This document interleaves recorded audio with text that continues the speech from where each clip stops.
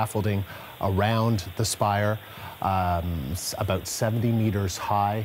That's where we believe the fire spread quickly, as you can see there from these images from earlier. And now we've been showing you more images more recently with that spire no longer there. It is down, it has collapsed.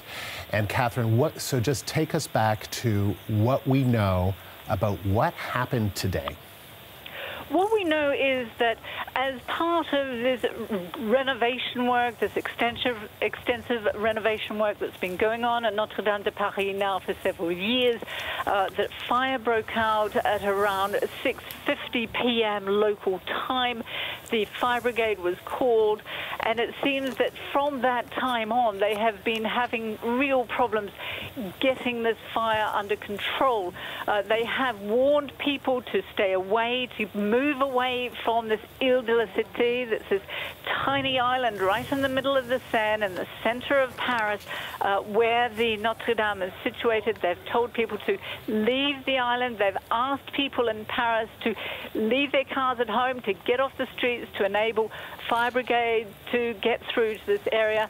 But now we're seeing that the fire is still burning, and we're also hearing that Emmanuel Macron, the French president, is on his way to Notre-Dame de Paris. He'll be accompanied by the French Prime Minister, Edouard Philippe, to have a look at what is happening there and perhaps to give us more information. But certainly from the pictures that we're seeing now, that whole, the whole structure, the roof that one usually sees of Notre Dame is collapsing, and the flames you can see from right across the other side of Paris. The smoke has just been billowing out across, and really word is starting to come in from all around the world saying, I'm just seeing a message that's come in from the mayor of the German capital, Berlin, saying that we feel for you too, that this is just such a part of world history, this particular church.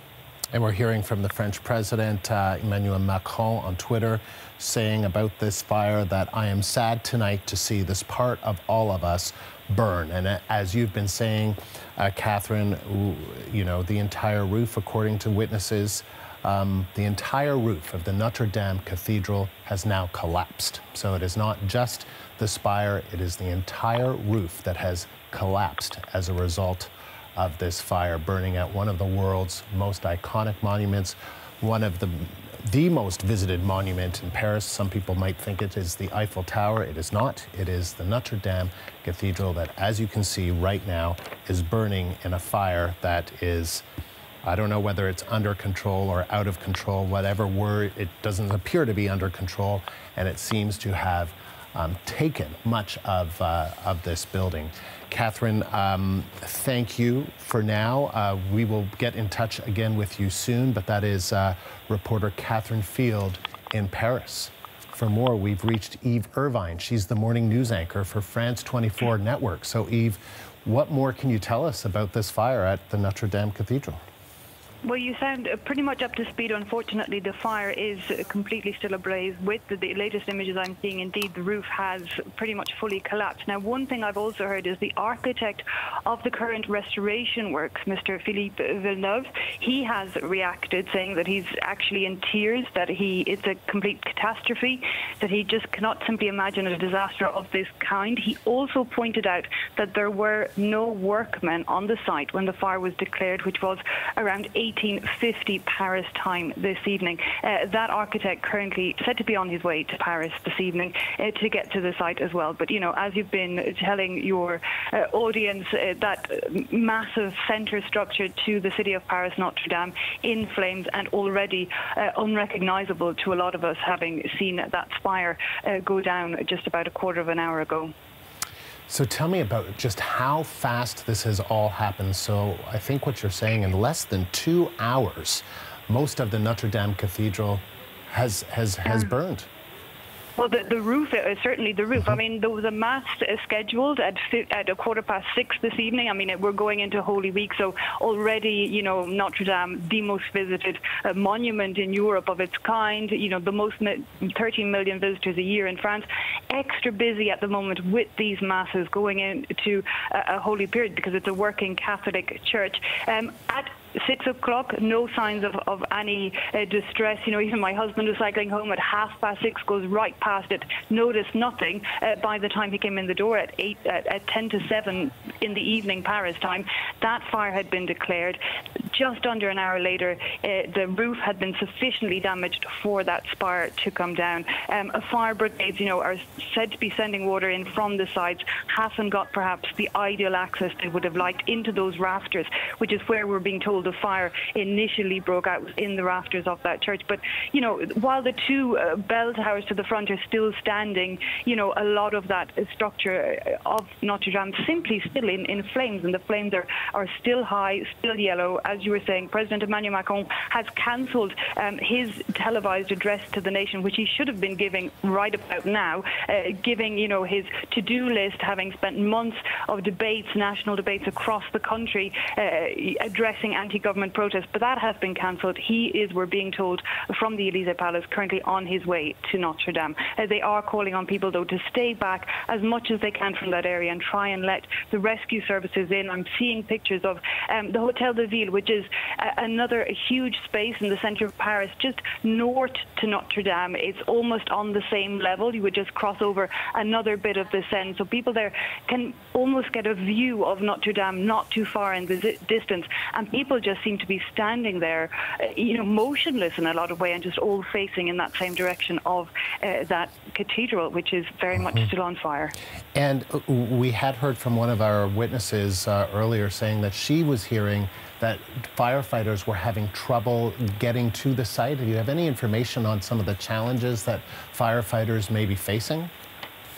I'm now seeing the latest pictures. I believe there are firefighters on the sides of the structure. From what I'm seeing, I can see a handful of firemen or women on the sides with their hoses dousing those flames. I mean, I have to say they look so tiny and compared to the size of that overall structure, which, you know, is over 130 meters long, I believe, 70 meters high. It is right in the center of Paris. It is along the Seine, which would allow, you know, we have a fire brigade that runs up and down the Seine, so at least that might provide some sort of access. But, you know, the roads all around it are narrow. It's a very busy area as well, not only with tourists, but it's such a crucial point in the center of the city, a thoroughway for many people. And this fire broke out, you know, during rush hour, when people would still be making their way home from work. And so definitely a very difficult situation. And the structure itself, you know, first of all, you had to get everybody evacuated out of that cathedral. Not an easy task in itself, because there's no major thoroughway for people to go down. They have to splinter into narrow streets, if you like. It's not the fastest of operations. And then to get up into the rafters, up, you know, stairwells that wouldn't have been designed with the fire brigades in mind.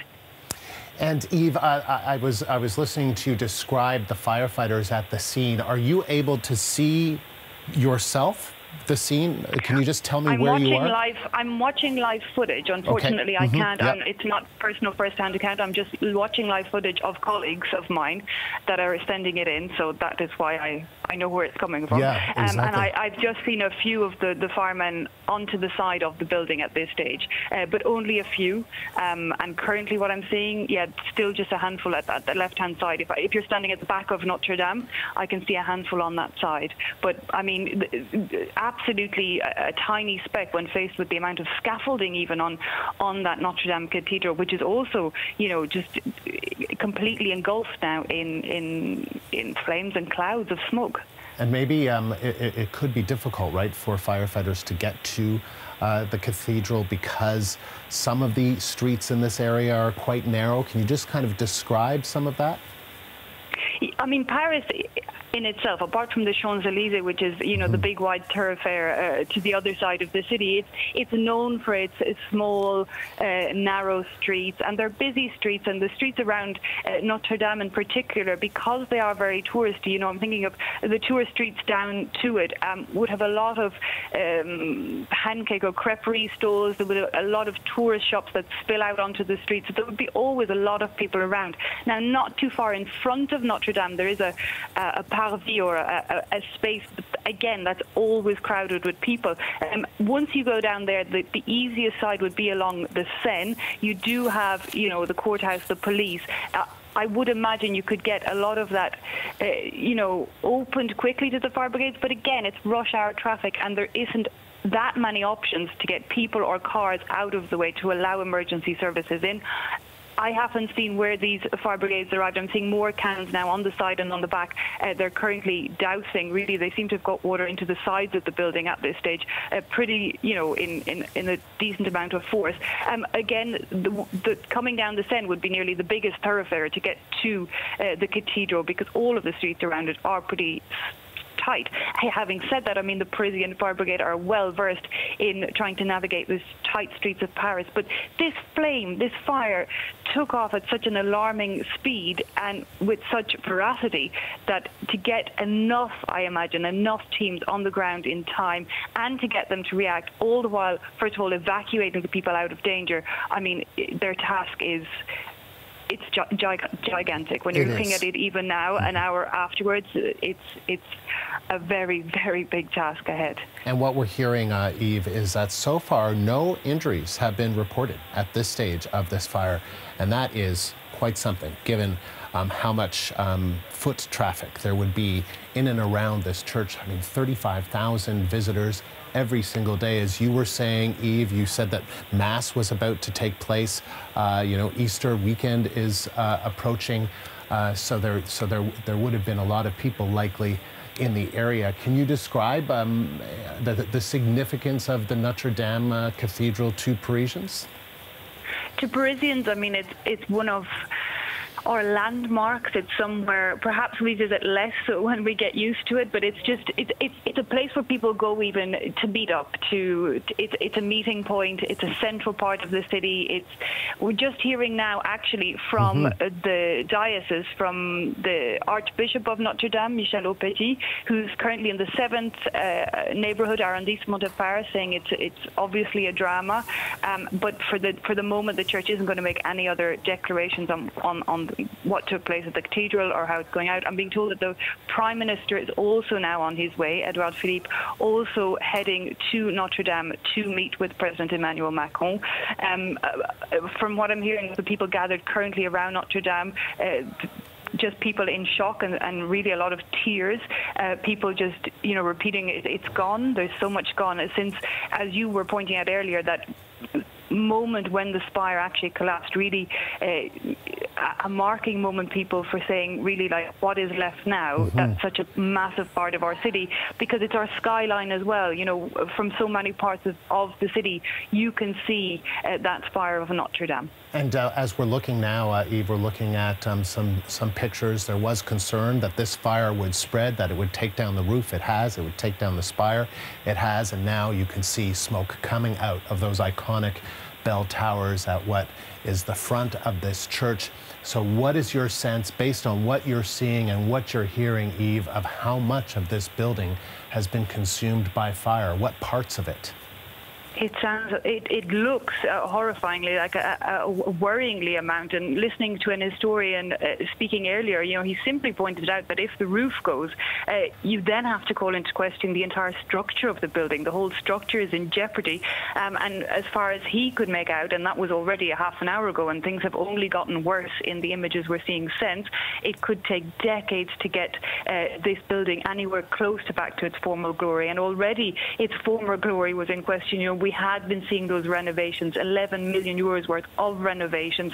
You had been mentioning the 16 statues removed just a few weeks ago for restoration. The date already said 2022 was going to be the unveiling of Notre-Dame back as it should have been. And this fire, which, is lighting up Paris' sky, just looks like it's taken it decades in the wrong direction. And we just showed the image from earlier of that spire collapsing. What a sight that was to see. So you could sort of see it there through the smoke of the spire just falling onto its side and collapsing at that church. What a terrible sight. Eve, let me just ask you a little bit about, and there's the image again, I believe, that we've rewound that, and you're going to see it again. So that is the spire of this iconic church there. as it just falls and collapses, the Notre-Dame spire. And it was the renovations, right, Eve, around that spire, and it was in that area that the fire either started or spread quickly? Is that the information that you have? There was a spokesperson for the Paris Fire Brigade who did speak to French media, and he said as far as he understood, it came from the renovation side of things. However, that has not at all been confirmed. And again, the architect of the renovation saying that there were no workmen on the site, that there wouldn't have been any work currently taking place at the time when that fire was declared. But indeed, Notre-Dame has been undergoing massive renovation works over the last while, and it does appear that the fire began at least in the rafters, but of course all those questions remain. So far, no official commentary from either the police. The police are saying they're treating it as an accident. No official spokesperson from the fire brigade, simply telling us that it started in the rafters, and I guess their entire focus now on trying to bring it under control as soon as possible. It does look slightly less dramatic in the pictures that I'm seeing currently, but still a lot of flames. I guess it's just the simple fact that the fire brigades and their water cannons have finally got close up to that structure, but a structure, you know, that has so dramatically changed in the last couple of hours, already somewhat unrecognizable to a lot of Parisians. And what we're looking at, Eve, we believe to be BFM, so we believe this to be a live shot of the Notre-Dame Cathedral taking place right now in Paris. And as you say, Eve, it does look a little bit less dramatic than earlier, but that could be because so much of the structure has burned. The roof at least is gone, the spire is gone. So Eve, at this point, it's interesting that you say that the architect and the developer of the renovations saying that there were no workmen, there were no crews on site at the time. So I guess that does leave a very key question in all of this, and I believe that the prosecution office in Paris, or officials there, or at least are opening an investigation into the cause of this fire. Authorities are still examining the cause, whether that is the fire brigade, the fire department of Paris, or another office. But obviously there is going to be questions as how did this fire start? Is there anything that you're hearing about that? No, currently all I'm hearing is that spokesperson for one fire service saying it did begin in the rafters, so they can locate it to the rafters, which in the image we've seen do correlate with that, as the roof seemed to ignite very, very quickly. You know, when you think of even the windows in Notre-Dame, and you know, if the fire had been any way further down, you'd imagine we'd have seen other damage to other parts of the building that bit faster. So the fire broke out in the rafters.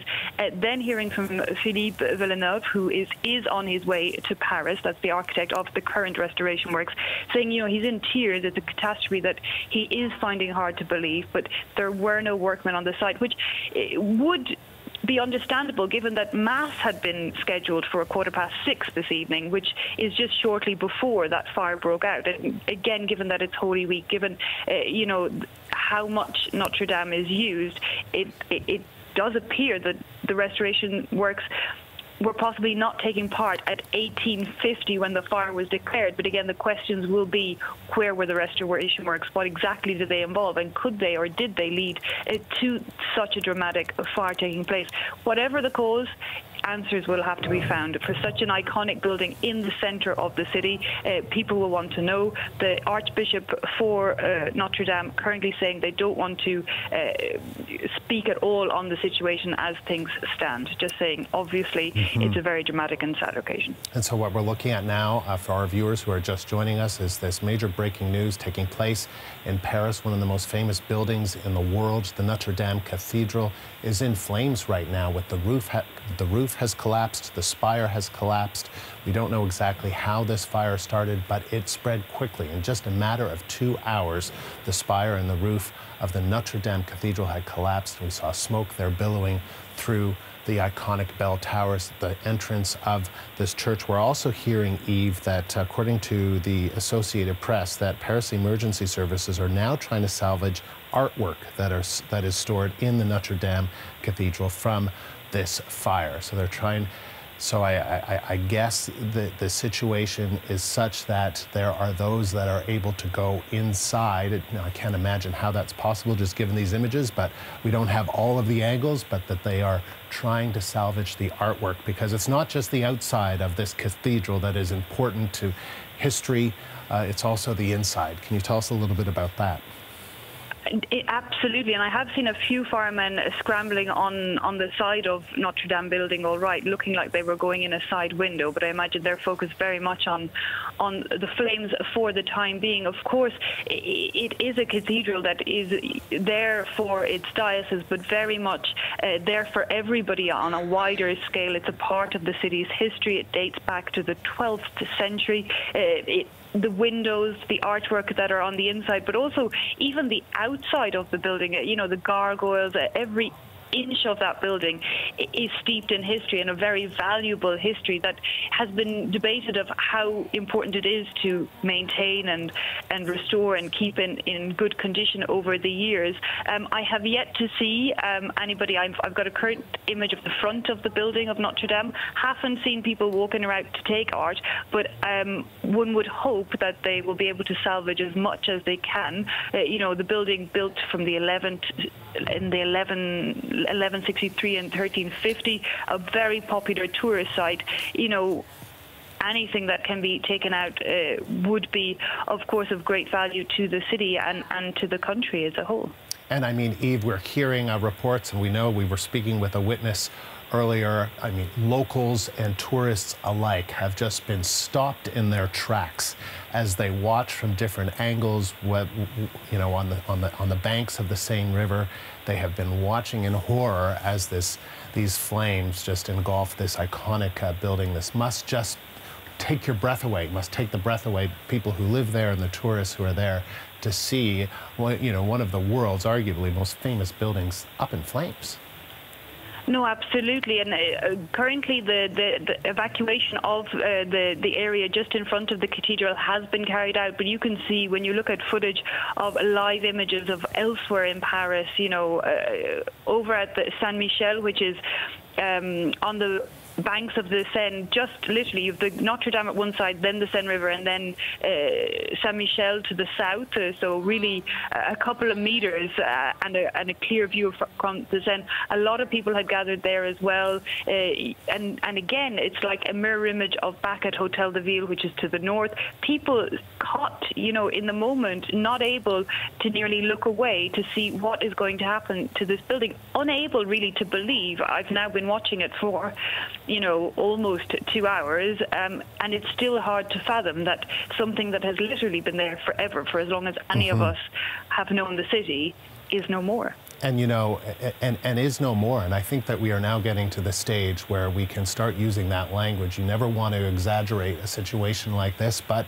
you know, we're now hearing from the deputy mayor of Paris, who's saying that the cathedral has suffered colossal damages. Colossal damages. I mean that is. I mean, the front of the cathedral still looks like the recognizable Notre-Dame that we see in pictures. You know, the two square towers to the front and all of that elaborate stonework. But after that, when you look at the side, when you look at the back of the cathedral, it's, I mean, the whole top of it is gone. So it's uncomparable. What it was is gone, and I mean, you know, what remains to be left is still to be seen, as those flames, not quite as high as they were, but still reaching the top of the building, at the back of the building. So these images that we're looking at now, these are live images that we're seeing with firefighters still battling flames. So this is still a fire. This is now not a controlled situation. The fire is still taking place inside the Notre-Dame Cathedral. What I'm about to show you, this is, and Eve, if you'll just hang on there, is an Instagram user has this image, and here it is now, of that spire collapsing. Look at that. That is just shocking, and that is something to see. So that iconic spire, and maybe Eve, you can help us understand what it was about this spire here that was undergoing renovations. It is an old part of the church, and it was desperately in need of renovations. And there were many saying that this needed to be done a long time ago, that this work needed to be done a long time ago. And were there some challenges in raising the money to do that? Indeed, there were some questions over who would pay what for the renovations. And a couple of years ago, I remember at one stage the state had said they'd pay $2 million, but we were estimating costs of $10 million. A lot of questions over whether the church had to pay, whether the state had to pay. A reach out to the public as well, you know, to bring in those funds. And when you looked even at the outside of the building, it was crumbling. It definitely did need restoration works, which I guess is only natural for a building that is that old, dating back to the 12th century, and also such a used building with so many visitors every year. And it's also such a vast building. You know, it stretches 130 meters long. It reaches into the sky, which is why it is such a massive part of Paris for all of us. Indeed, the Spire had to be renovated. Half of the building was covered in very high scaffolding, which you can still see in those pictures of the burning building now. And this had been ongoing for years, but you know, already people were looking ahead for when the renovation was going to be completed, when they would celebrate Notre-Dame back to its former glory. And I'm hearing from a Notre-Dame spokesman, André Finot, who's telling the French media that the entire wooden interior of this 12th century landmark is burning and likely to be destroyed. Nothing will remain from the frame. Can you tell us what the significance of that, Eve? Well, one does start to worry the more you hear. Already the roof is such a massive part of this building. You know, it was part of the structure of the building, that whole top. That makes you worry about what is left. But if the entire guts of this Notre-Dame Cathedral are also badly damaged, will we just be left with the stone skeletal outside when we you know, pass by it tomorrow morning? It's hard to believe at this present moment. One can't imagine you know, the French president reacting just a few moments ago, saying, you know, the emotion of an entire nation. He's thinking of not just Catholics but all of the French, and that he says, I'm sad this evening to see part of us burned. Yeah, I mean, it is really, really quite something. So, Eve, before I let you go, can you just give us an update on what we know so far about what has happened to the Notre-Dame Cathedral in Paris? Indeed, the Notre-Dame Cathedral, that at about 10 to 7 Paris time this evening, a fire was declared in the rafters of the building, and very dramatic scenes since then, flames taking off at quite an alarming rate. The entire roof, including its tall and very recognizable spire, collapsing, and that spire collapsing less than an hour after the fire was declared. We're now hearing that the damage is perhaps even further into the guts of that building. Heard from the architect for the restoration, saying that he is in tears this evening. He cannot believe the catastrophe in front of his eyes, or imagine such a disaster was possible. He also pointed out that there were no workmen on the site of the renovation works when that fire was declared. Still absolutely no confirmation, no indication of what caused this fire. Undoubtedly, you know, investigations will be underway to find out exactly what. But it did come at a very busy time for the cathedral, heading into Holy Week. A mass had been held in the cathedral this evening. Questions now as to what will remain of the structure. The flames still very much underway, and firefighters still trying to douse them from the sides. And I've seen a few firefighters enter into the building only within the last 20 to 30 minutes. Questions of whether this building itself is now, the structure is in jeopardy, and really, you know, where things can go from here. The President Emmanuel Macron and the Prime Minister are headed to the site. And finally, Eve, as far as you know, no one has been injured, right? That's what we're hearing from officials? Indeed, remarkably, given the popularity of Notre-Dame, with, you know, thousands of visitors every day, 13 million every year, and again, a mass had been taking place at 6:15, so not long at all before that fire was declared. We have been told that an evacuation was carried out. I have seen pictures of it in completely clear plaza right in front of the cathedral. Absolutely no reports of anybody been injured. So remarkably, it looks like they got people out of harm's way. People tended to gather then on two sides of the cathedral, across the river at one side on the south at Saint-Michel, and over to the north around the Hotel de Ville.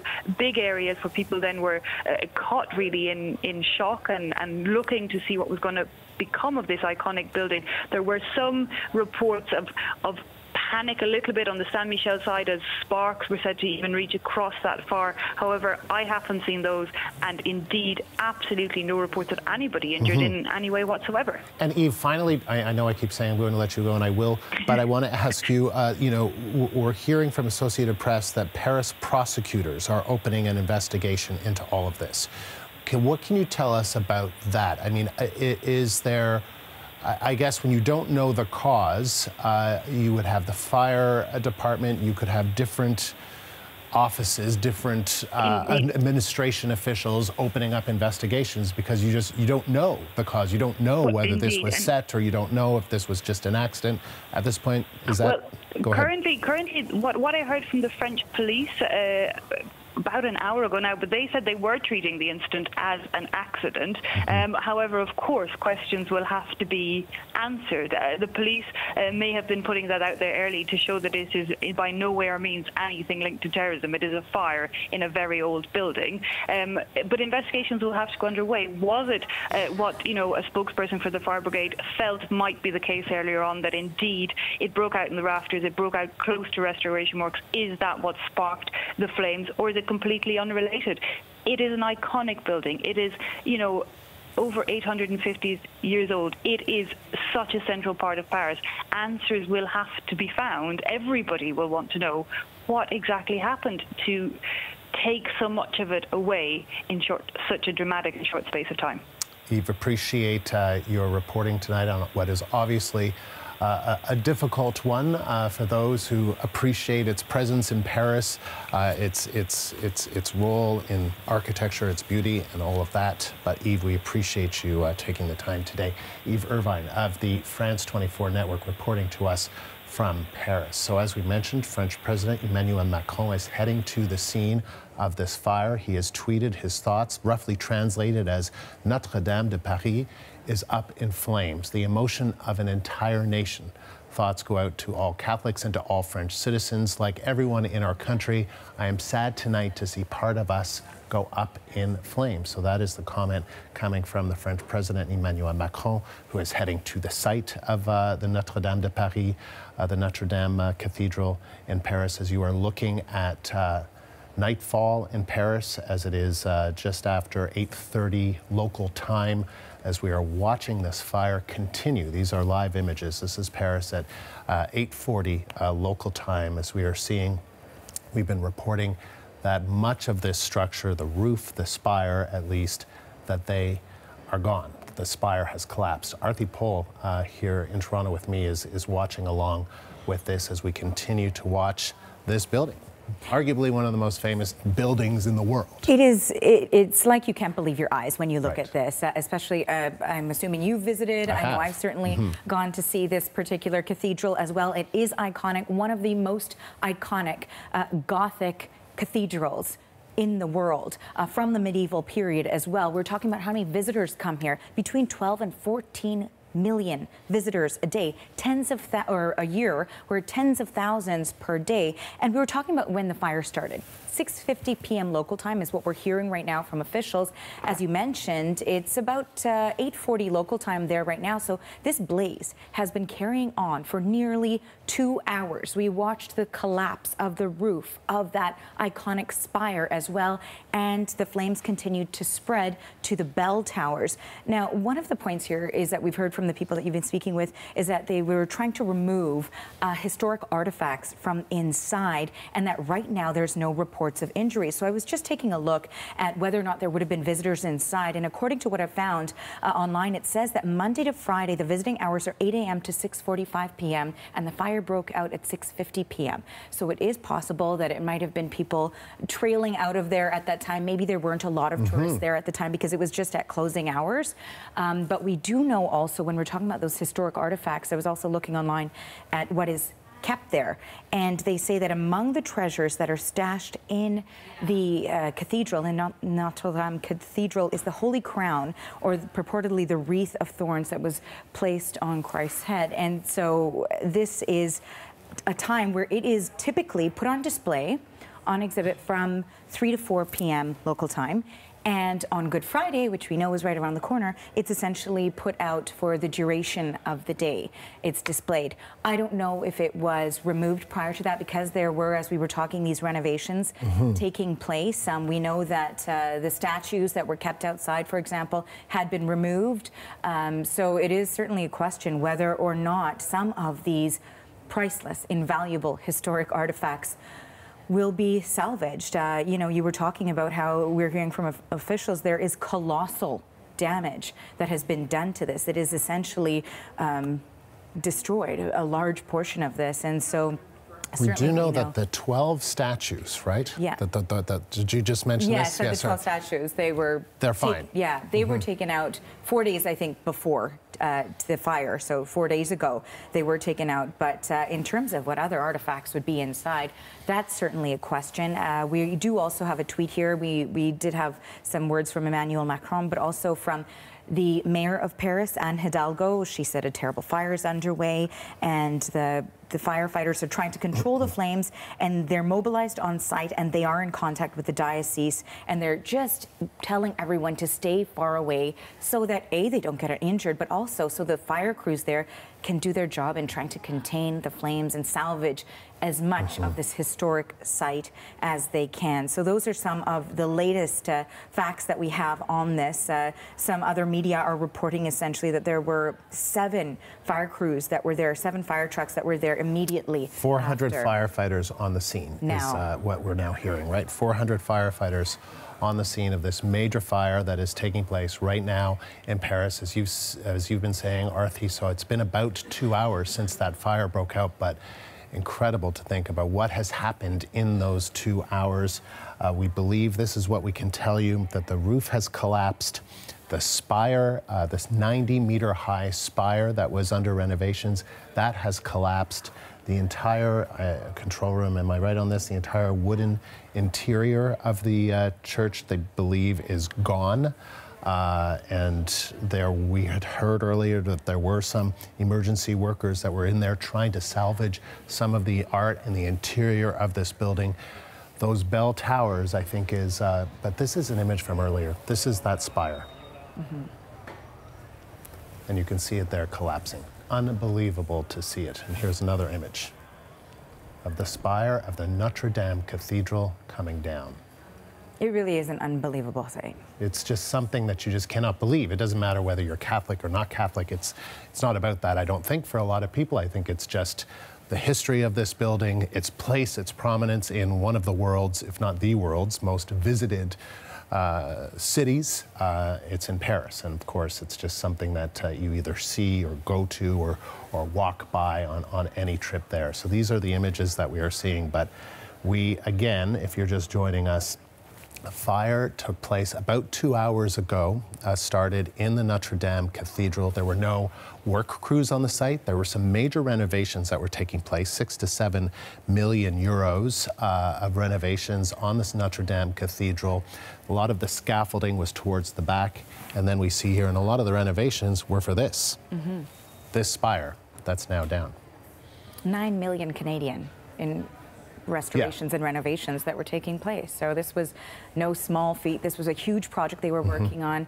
As you were mentioning, initial reports suggesting that the fire could possibly be linked to those renovations that were taking place. In what capacity, we don't know, because as you mentioned, the crews specifically weren't there at the time.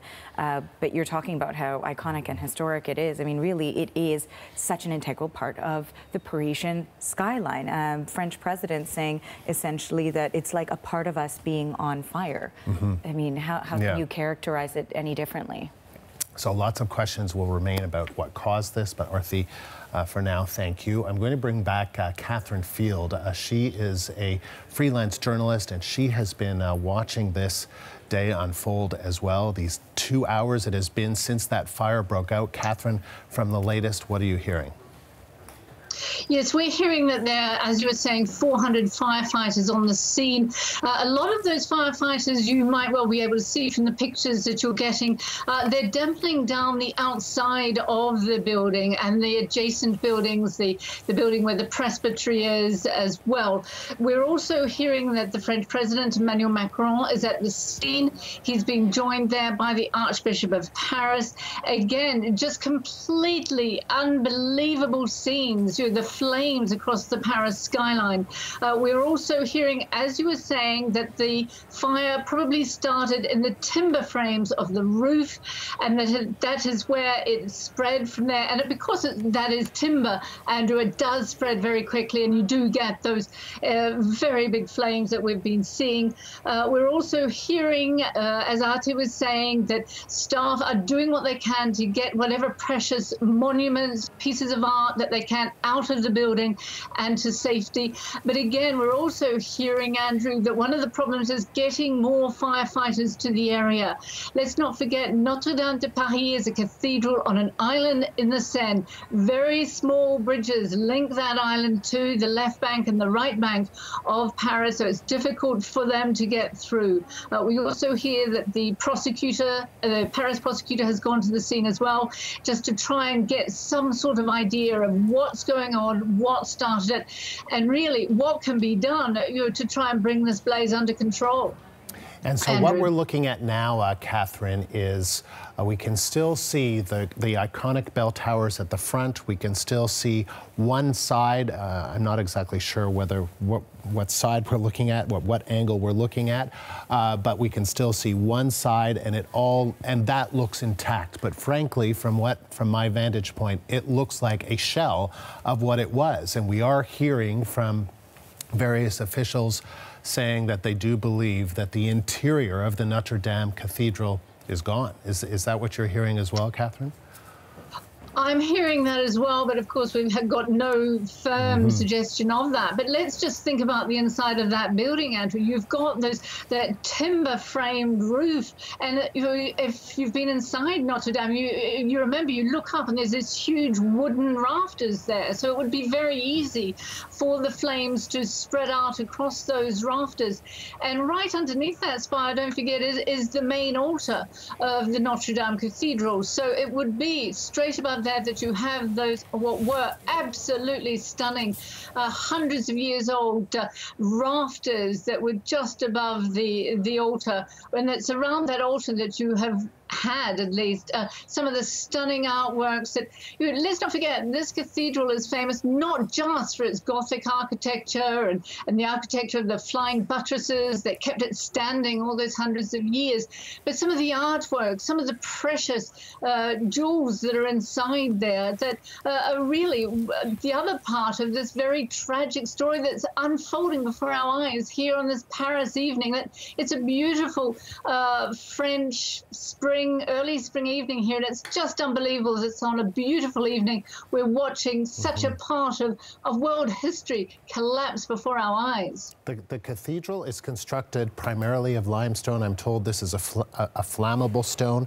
The roof was made from wood, so you could see how a structure like this would be able to catch on fire and destroy so much of it so quickly. And that seems it's almost exactly 2 hours ago that Paris fire officials believe that this fire started at the iconic Notre-Dame de Paris Cathedral in Paris. So 2 hours almost exactly since that fire broke out, and so much of that structure has been destroyed from what we've been able to see. Catherine Field is a freelance journalist who's joining me from Paris and has been watching along with us.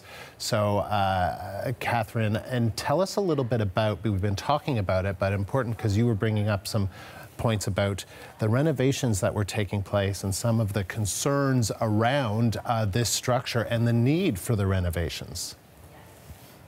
Indeed, Andrew. It was last August that I was working on a television documentary about the renovation work, and I went up onto that particular roof and the balconies at the back with a film crew, and literally as we're there, we had to wear hard hats up there because bits of the cathedral were falling down. And if you have a look at the back, you're probably seeing pictures of the back of the cathedral. Well, the balcony was falling down, and bits of the balcony had been put back together with wood just to stop the workmen from accidentally falling off. So it was already a very fragile structure. It's a very fragile stone. It's a very fragile building that, despite the fact that they put these flying buttresses up, let's not forget that you've got 4 or 5 train lines running right underneath Notre-Dame de Paris. Sometimes when you're in the front of the church, just at the entranceway by the tower there, you can hear the trains underneath. You can hear them going past. So the structure itself is under constant pressure, not just from those 13, 14 million visitors who come through there every year. You know, as we look at this, we hear that there are 400 firefighters that are on the scene right now, but you just look at these hoses as they try and douse the flames of this huge structure, and it just looks like a losing battle in so many ways, Catherine, just in terms of how much of this cathedral went up in flames, and it went up so quickly, and just the challenges that the firefighters, at least from the images that we're seeing and from the reports that we have, and we know the spire has collapsed, we know that the roof has collapsed, that this has been an uphill battle from the get-go for these firefighters. I would say so. When I was going up to the roof and up to the balconies on the first and second floors of Notre-Dame, you go up very narrow corridors. The stairwells are very, very narrow. You can maybe get 2 people side by side going up, and they turn around and they spiral inside. So for any fireman getting up, it would be awfully difficult, even though Paris Fire Brigade is very famous the world over for knowing how to work in these sort of enclosed ancient buildings. But it would have been exceptionally difficult, and it's very difficult to get from one side of the cathedral to the other. Even when you're on the roof, you can move across, and it's a very narrow cathedral. So if you move from one staircase across the roof to the other, it's a very narrow space. There's not much room to move, even when you're on that balcony. So you're looking at lots of very small, very narrow stairwells going up, if indeed they're able to get in, because as you're seeing from the pictures, one side of the cathedral is straight open, it's right out onto the Seine, but the other side is right up against old housing block there. It's again wood, stone and wood there. They don't have much room on that side of it as well, Andrew.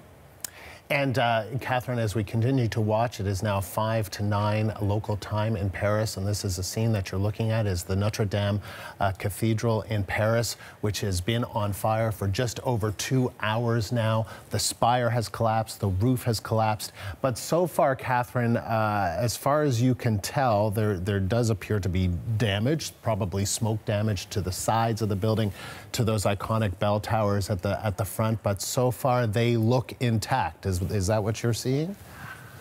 Yes, that's what we're hearing for the time being. Those famous bell towers at the front, those 69-meter high bell towers that have only recently been uncovered again. They were cleaned after years, in fact decades of grime, of pollution had been scraped away. And I can remember just a couple of weeks ago being there at this time of night. It's a very magical light, and you find people were just standing there, Andrew, and looking at it because it's such a stunning sight. And Notre-Dame de Paris were particularly proud of those towers because a few years ago they had the bells recast, and every so often they'd ring them out just, when they didn't really have a reason to, but just to show off the fact that they'd had them redone and that Notre-Dame is still the center of Paris. And then, Catherine, I just wanted to ask you about that documentary that you were doing and some of the controversy or some of the challenges, the financial challenges at getting the money to renovate this structure. There was a sense, I think you were telling me earlier, that these renovations were needed. They were probably needed years and years and years ago. And now to see this taking place, right now must just be. We've heard from the architect. We've heard from the person responsible for these renovations, just in tears, devastated by all of this. But tell us a little bit about that. Well, there was a controversy about the renovation cost because it is such an exceptionally expensive job. As you can see, you don't just have sort of any workman coming along and putting up scaffolding. You get specialist workers, and it's very expensive. And the question was, why isn't the Catholic Church paying for it to be done? And why isn't the Vatican coming and putting up money? So that was a big question as to why it was that the Notre-Dame de Paris was going around the world cap in hand. It was getting funds from Catholic Church in America. It went to Boston. It also went to Washington to get money. The question was, why isn't the French state putting up money? And of course, here in France, it's a secular country that the church doesn't actually own these structures. It's the state that owns the cathedrals. So there was a big question about, why wasn't the state putting up more money? Because after all, it is a tourist attraction. And why wasn't the church putting up more? But they were always looking for more money, looking for more donors to give money, because it's been in a bit of a rough state, Notre-Dame de Paris, for some time. Let's not forget that Victor Hugo in 1830, he said, please, please keep this beautiful structure alive, keep it as part of Paris. Catherine, thank you. We appreciate your reporting today. That is freelance journalist Catherine Field, live in Paris. Frank Pierron is a former CBC camera operator and is in Paris, and he joins me now by phone. So, Frank, just tell us what you're seeing. Well, all I can see is now that the roof is entirely gone, and one of the the left tower, is starting to be on fire right now. I see flames. And so, Frank, tell me about that. So you're saying one of the bell towers, one of those two towers at the front of the church, is on fire? The fire, there's a few flames coming from it. I don't know if there's any fire truck who's going to do anything, but we just saw some flame. So it's quite incredible. People are in shock here. Tell me a little bit about that. How close are you to the church, and what's happening around you? Well, currently I'm on the other side of the river, so I'm quite close to the fire, and there's like hundreds and hundreds of people watching it, taking pictures, because it's really quite unusual to see a cathedral burning, especially one with such a long history, Yeah, that just must be something else to see. Can you tell me what it looks like from your perspective, what the fire looks like? The fire has been a little bit contained, but since the roof is entirely gone, there were some... it's still going on, but I don't know. It seems like there's not too many. There's not enough firefighter over there, because the scale of it is just too big to control it, to contain it. And what was your reaction? What were you doing when you noticed that this was happening?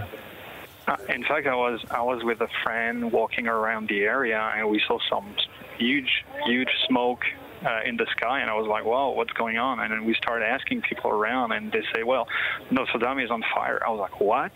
Notre-Dame is on fire? Okay, I have to walk there and see it by myself." And it's such an horrible show to see, and it seems that the whole place is just gonna burn down.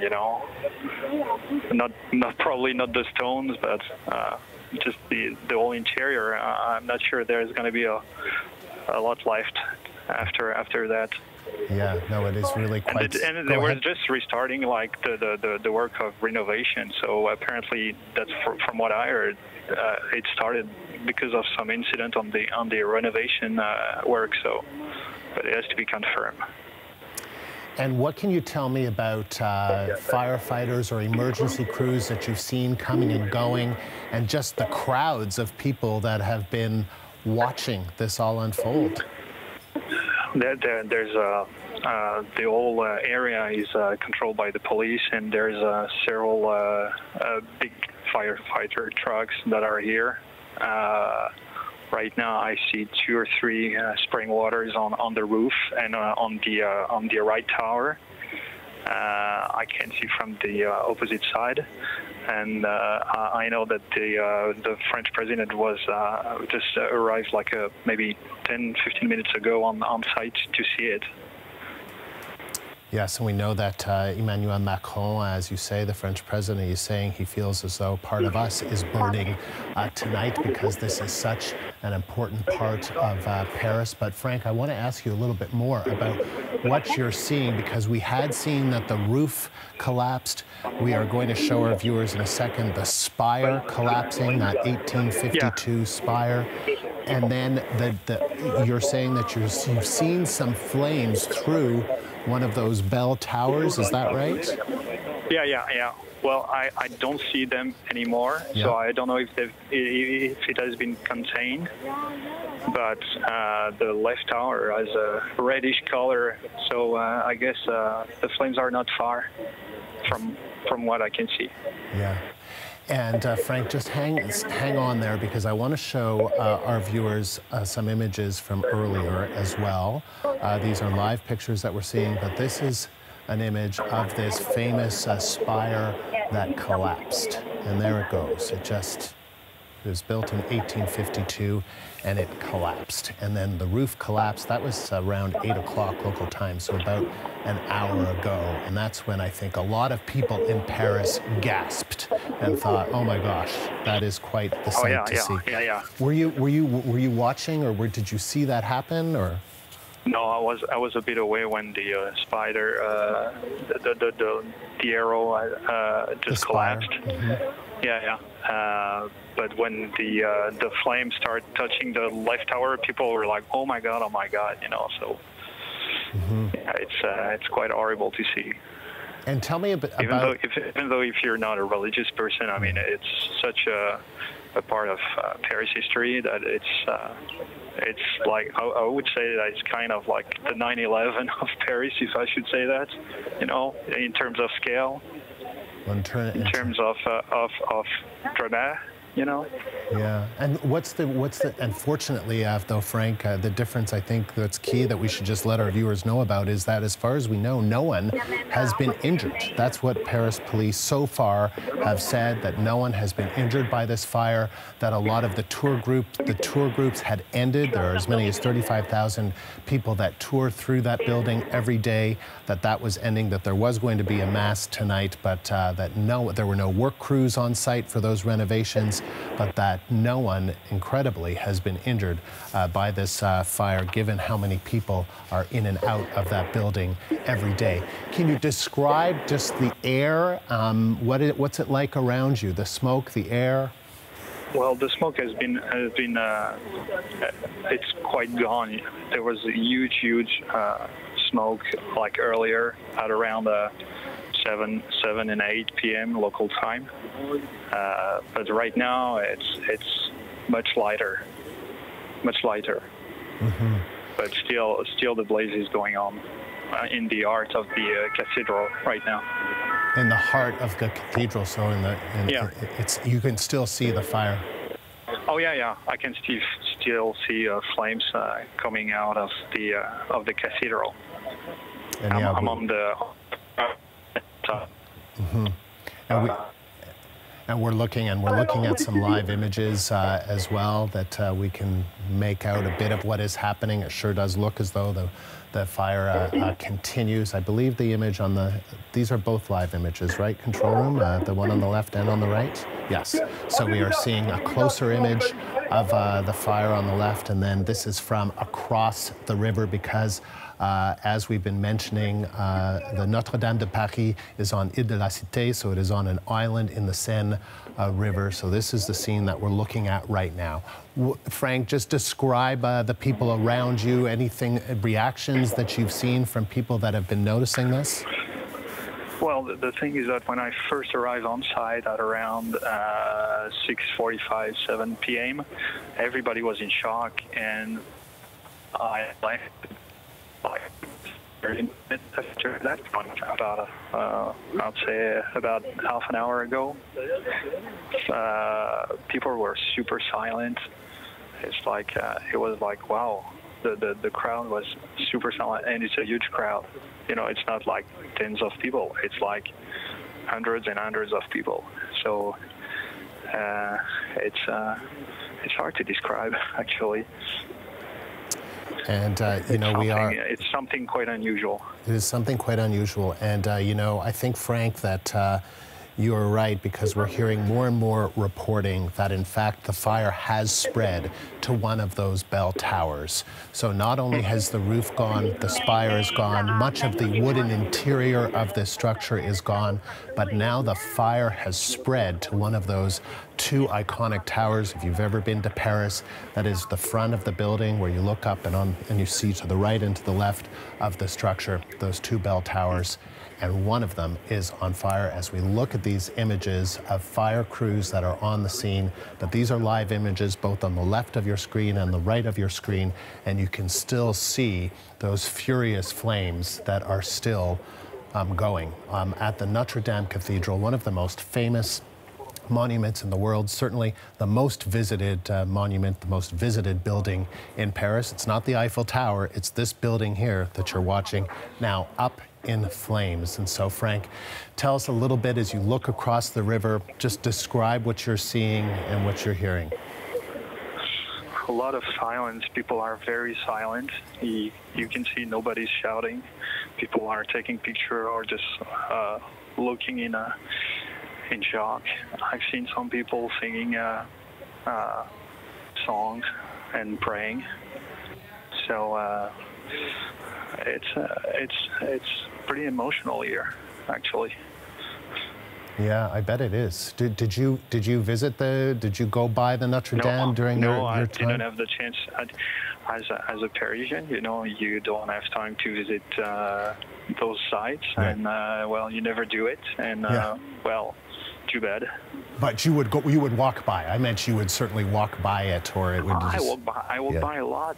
I walk by a lot. I've seen it, and I took a picture of it like a few days ago. So like just seeing that monumental cathedral going in flame right now, it's a shock. It's a shock.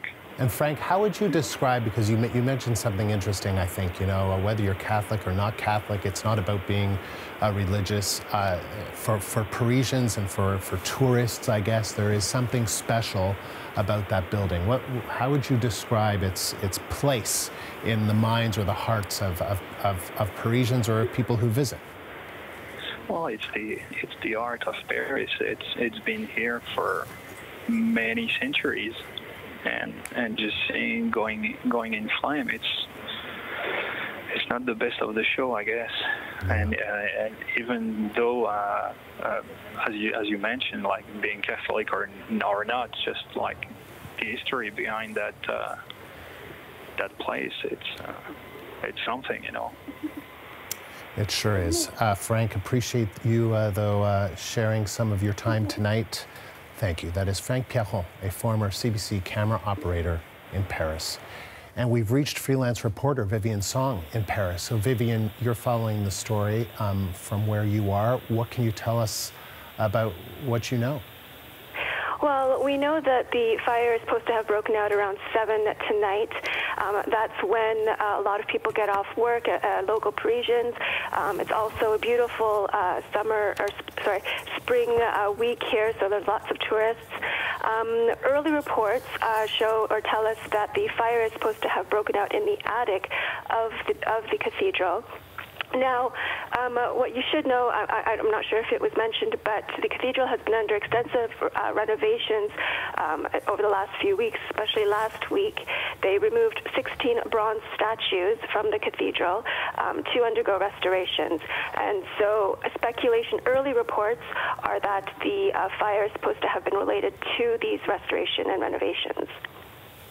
And so, sorry, tell me a little bit more about the renovations, and because as we're watching these live images, what people are seeing is they're seeing a lot of the scaffolding around the building but what they're not seeing is the spire. The spire is down, the roof is down, and we had heard reports that in fact there was a fire, that the fire had spread to one of the iconic bell towers. But from the image that I'm looking at now, and this just may be the angle, I don't see flames coming out of those bell towers at this moment. But what do you know about that? Do you know how far the fire has spread?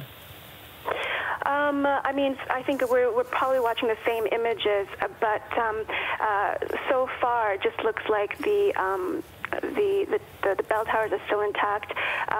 These renovations were part of a €6 million project. As far as I've lived here, the cathedral has always been under renovations.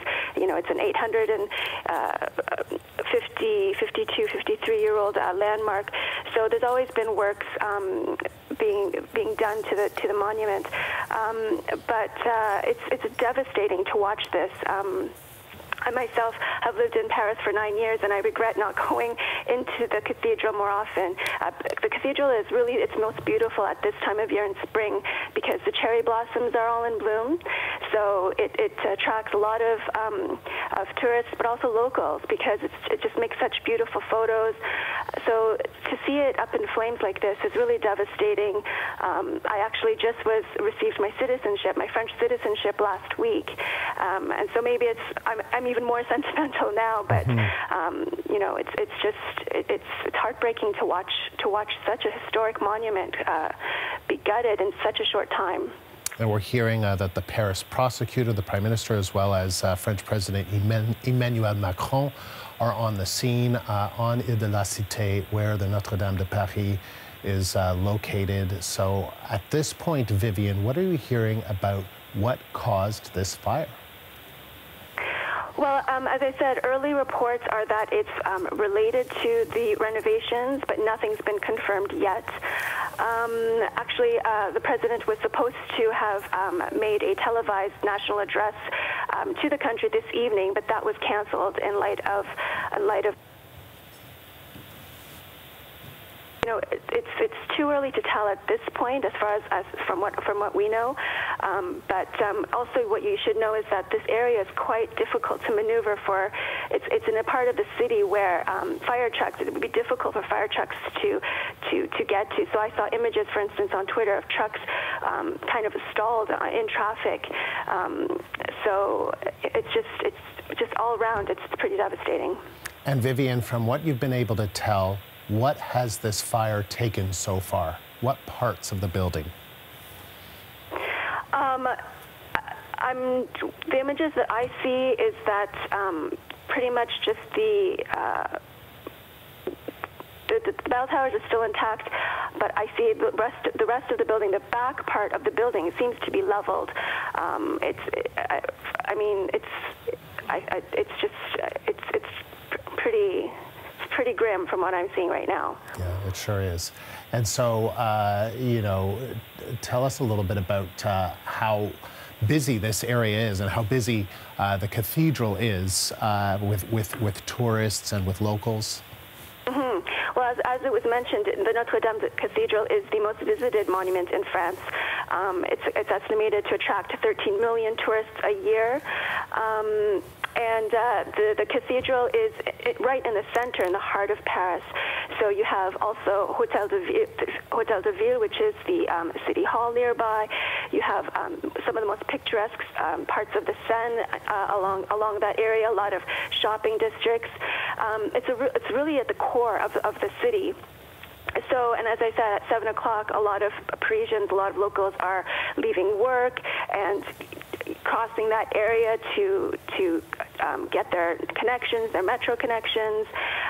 It's always packed with tourists at any time of year. And this week is also Holy Week, so you know, there's likely a lot of pilgrimages, a lot of visitors who are taking advantage of long weekends and just a week before Easter. So it's a very busy artery, a very busy area. And challenging, though, right, for firefighters because of some of the smaller streets in terms of battling a fire like this? Exactly. It's not an easy area to get to. As I said, I saw images of fire trucks stalled on the streets because it's rush hour as well. It was around 7 o'clock. So, you know, Paris rush hour extends to almost about 8 o'clock. So it couldn't have been easy for these for the response to get to this cathedral. It's right at rush hour and in the center of the city. And we're also hearing that much of the interior is gone. And so because it's not just the outside of this cathedral that has architectural or artistic value, but it's also the inside, right, Vivian? Yes. I mean, from the images that I'm seeing, you can't. It's very unlikely that the interior would have survived these kinds of flames. It's pretty much. It looks like it's descended into the cathedral, into the historic building. It doesn't look like there's much that can be salvaged from what I'm seeing right now. All right, Vivian, thank you. That is freelance reporter Vivian Song in Paris. And Meredith Cohen is an art historian, and she joins me now on the phone from Los Angeles. So maybe, Meredith, you could tell us a little bit more about what is being lost before our eyes. This is the history of France, dating back to the 12th century, when France becomes what we call a nation state, headed by a monarchy. Notre-Dame is really the symbol of the ascendancy of Paris as a capital of that burgeoning nation state. At that time, it was kind of headed both by the bishop and the king, and the bishop is the ruler of Paris, really, until the king takes over. The Cathedral of Paris, which is Notre-Dame, is the kind of the swan song of the bishop's great power as a kind of ruler over the city. It was built to be the tallest, biggest, largest church ever built in Europe at the time. It was a very ambitious urban project starting around 1160, and from that point on, the cathedral was built mostly in its entirety by about 1220. So it's a really old church, but also it's a historic monument that's in the center of Paris. Victor Hugo writes about Notre-Dame. It became a symbol of the city of Paris, and it's right in the center of the city. And so as a symbol of Paris and of France, to see it engulfed by flames is shocking, horrifying. It's a millennium of the city's history that's burning before our eyes.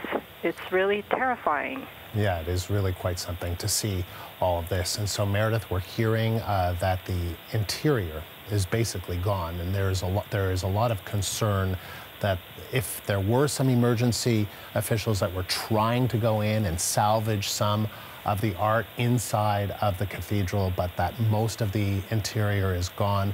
Can you describe what could be lost in terms of the art inside the Notre-Dame Cathedral? I mean, honestly, I find this really hard to believe, and I'm just so shocked. So in order for the interior to be gone, first of all, the vaults would have to collapse. Okay, so those vaults do date to around 1200. They would have to collapse. That would destabilize the whole building. Now, much of the original artwork was already taken out and destroyed in the French Revolution, right? But there is what we call the choir screen, which is 13th, 14th, and 15th century. But also in Notre-Dame, there is a treasury. And so I don't know. It's just off of the south arm. So, I mean, if the treasury is burned, they're going to lose the crown of thorns, the relic of the crown of thorns they're going to lose. If the treasury burns. I can't see that it's gotten that far yet, but they have, shirt of St. Louis, all kinds of relics and reliquaries in the treasury of Notre-Dame. But that would be huge. if the vaults already at the top are lost, we're losing, 12th and 13th century stained glass, 12th and 13th century craftsmanship. These are things that cannot be replaced.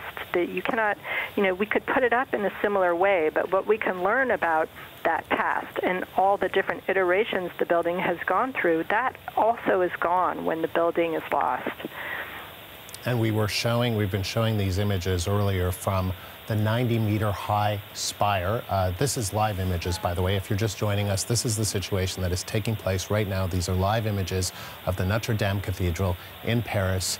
It is on fire right now. The roof has collapsed. The spire has collapsed, and this is an image that we've been showing from earlier, about an hour ago, and that is of that 90-meter spire that dates back to the 19th century, right? The 19th century. So just seeing that spire collapse, Meredith, I think there was a collective gasp, and you can even hear that. You can even hear the gasp from the crowd there as they watch this take place. What is the significance of the loss of that spire? It is the 19th century spire rebuilt by Viollet-le-Duc and Jean-Baptiste Lassus. And so it's, more recent than the rest of the lower part of the building, but still it's, a historic monument nonetheless, and that cannot be replaced. And Viollet-le-Duc in the 19th century was a prodigious restorer. He's defined restoration in France, and that was one of the first buildings to be restored and, among the first few. So it's, a chapter of history that's lost when the spire falls down. I'm concerned about the vaults and the older stuff, but certainly in 200, 300 years, right, we will value 19th century restoration as much as we value the, things that are further away from us in time. So that also is a testament to its own history, to its post-revolutionary, hopes about the French nation coming together as a modern country. That's what that spire is about. So it's a terrible loss. We are hearing that the 16 statues, and you can tell us more about this, Meredith, that they had been removed because there are these renovations, these restoration projects that have been taking place in the cathedral, that they had been removed. So they are safe. Good. So tell me about the significance of that. Are they the statues that were in the spire? They are the statues that were, control room, help me, are they the statues that were outside? Where were the statues, the 16 statues that were saved? They were outside. They were overlooking. So these are the statues that were outside that were overlooking and that they were removed. Right, well that's good. So any restoration project should take away, things that are delicate of that nature. I mean, before they restore. I really hope it's not negligence that caused this fire. That's all I can say. But there are all kinds of wonderful parts of this building that have been taken away and are restored. I mean, the front on the facade, you have what's called the Gallery of Kings.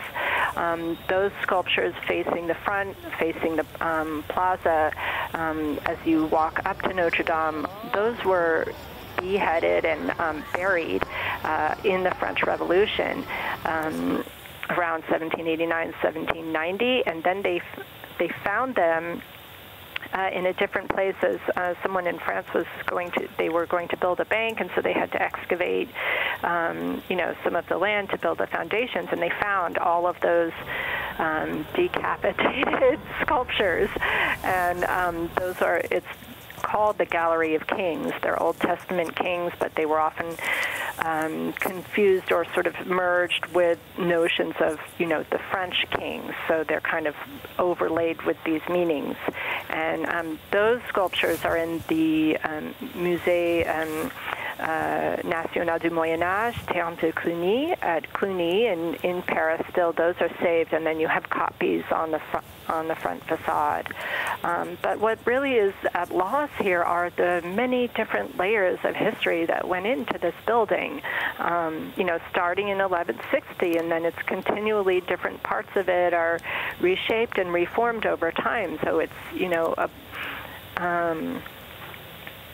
that's what's you know, being destroyed. I'm just shocked. I'm really in a state of shock, trying to conceive of how, you know, how thorough the damage is.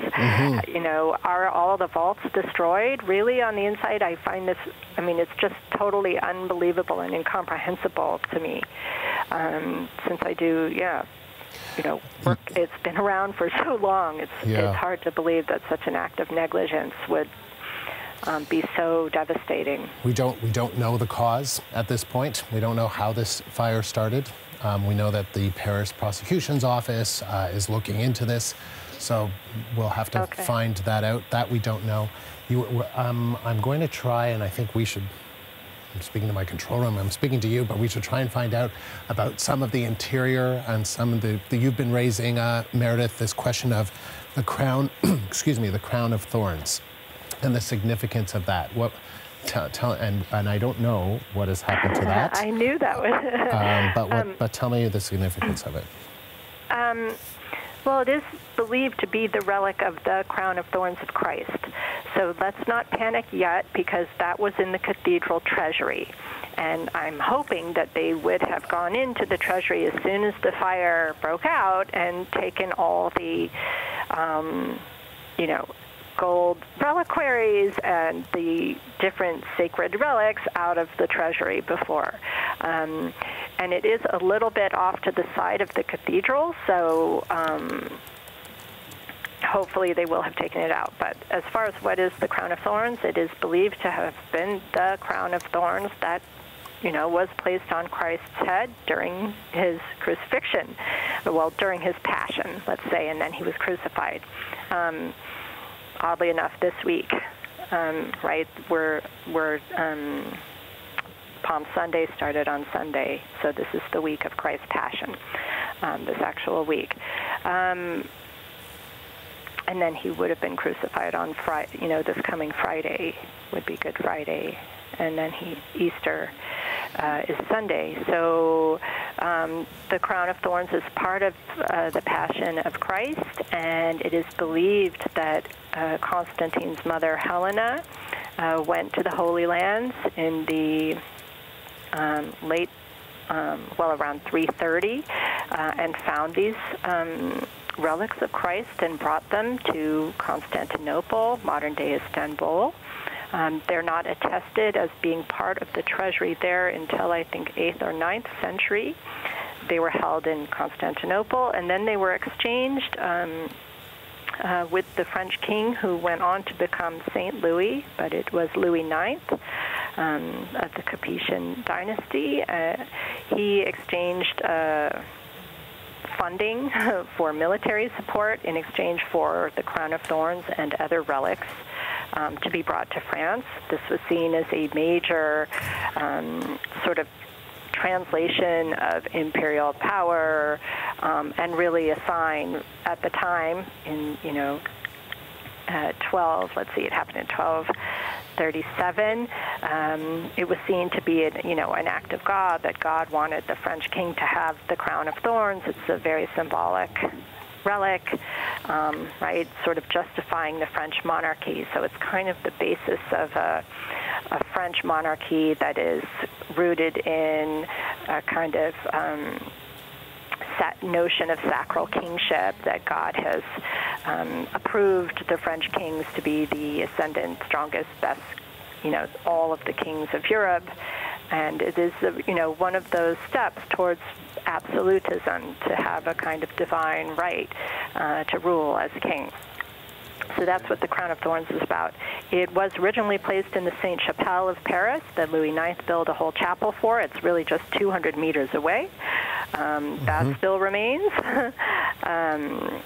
But the Sainte-Chapelle also suffered in the French Revolution, and so the crown of thorns was, removed and then placed in the treasury of Notre-Dame. So normally in Notre-Dame on this Friday, they would have taken the crown of thorns out and processed it around. It would have been a big part of the liturgy and of the Easter celebrations. And this is what we're actually, Meredith, we're looking at the crown of thorns right now. This is an image of the crown of thorns, and I don't think we know what's happened to it. I don't know whether it was removed or not.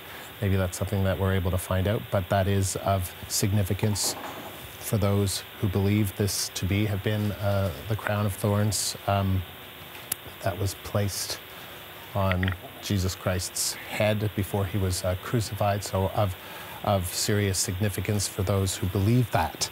And Meredith, let me ask you a little bit about the last time you were in Paris, or the last time you visited the Notre-Dame Cathedral, and its meaning and significance for you.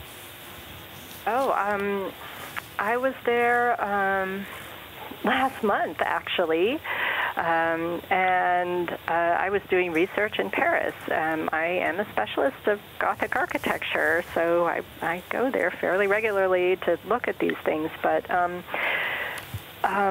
it's significant for me because it's a part of, world cultural heritage, understanding who we all are, how we got to be here, the institutions of power as they're expressed through art and architecture.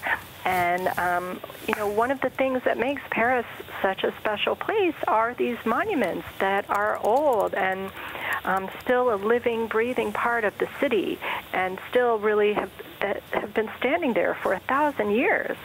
So, not only do I study them to understand things about the Middle Ages, but I also study these things and teach them, to undergraduates who are from California and from the U.S. who don't really see things that are so old as a kind of, directly related to modern life in such a close way. It's kind of like, a quick time machine, if you will, as a way to understand history and our relationship to it. And it's a huge, this particular building being such a symbol of Paris and of France, it's really, I am in a state of shock. I cannot believe, that it's being destroyed. I hope that they can save it. That's kind of where I am now. Yeah. It means that much to me that I'm sort of in such a state of shock, really. Meredith, if you'll just hold on there, I can tell you the CBC's Arthi Pohl is here with me in studio in Toronto, and as we've been trying to figure out what's gone, what has been saved, and the key question that Meredith has been asking Arthi is the crown of thorns. What have you been able to figure that out on? Right, so what we've just seen is we are monitoring, of course, local media in Paris itself, and there's at least one journalist who is saying essentially that reporting good news that all of the works of art were saved and the treasure of the cathedral is intact, the treasury, as you were mentioning there.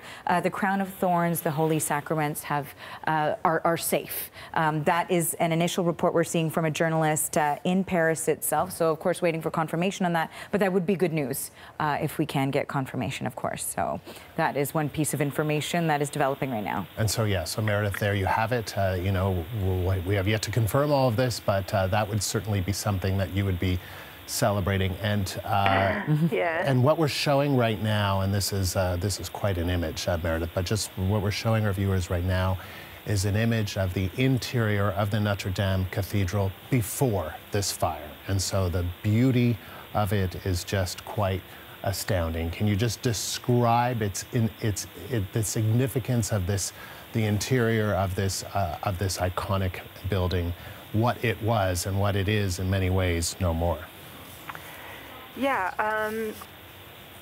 So, built around 1160, but on an older structure. This is the church dedicated to Our Lady, to the Virgin Mary, who is a protector of medieval France. And the church was built, pretty much between, in one fell swoop, between around 1160 to about 1220, by Maurice de Sully, the Bishop of Paris. It was the most ambitious construction project at the time in terms of, size and scale. It was a huge urban undertaking. He had to destroy parts of the extant city to get the stones there. And it really was a sign of the power of the bishop, who was essentially the leader of Paris at the time. the kings were itinerant and just sort of, moving around.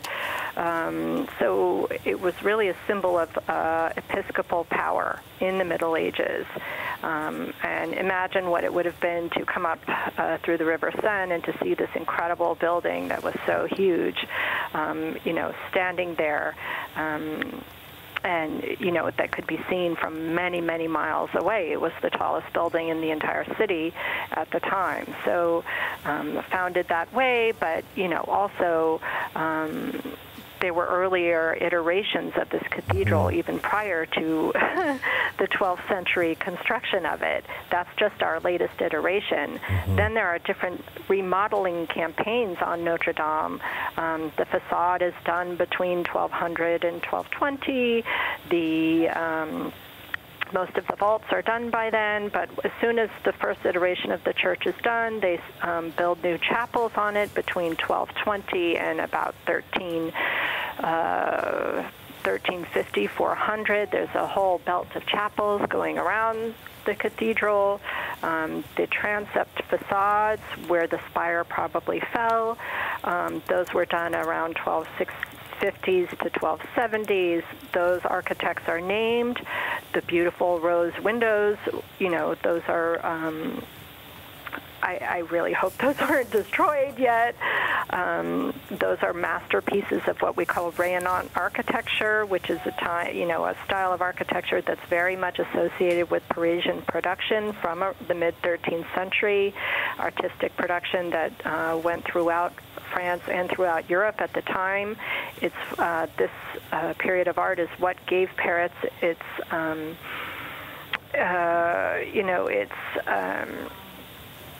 cachet as the center of art and of fashion. It goes back to this artistic period and this period of time. And those two transept facades on the side of Notre Dame really are, the kind of symbols of that artistic ascendancy of Paris in the Middle Ages.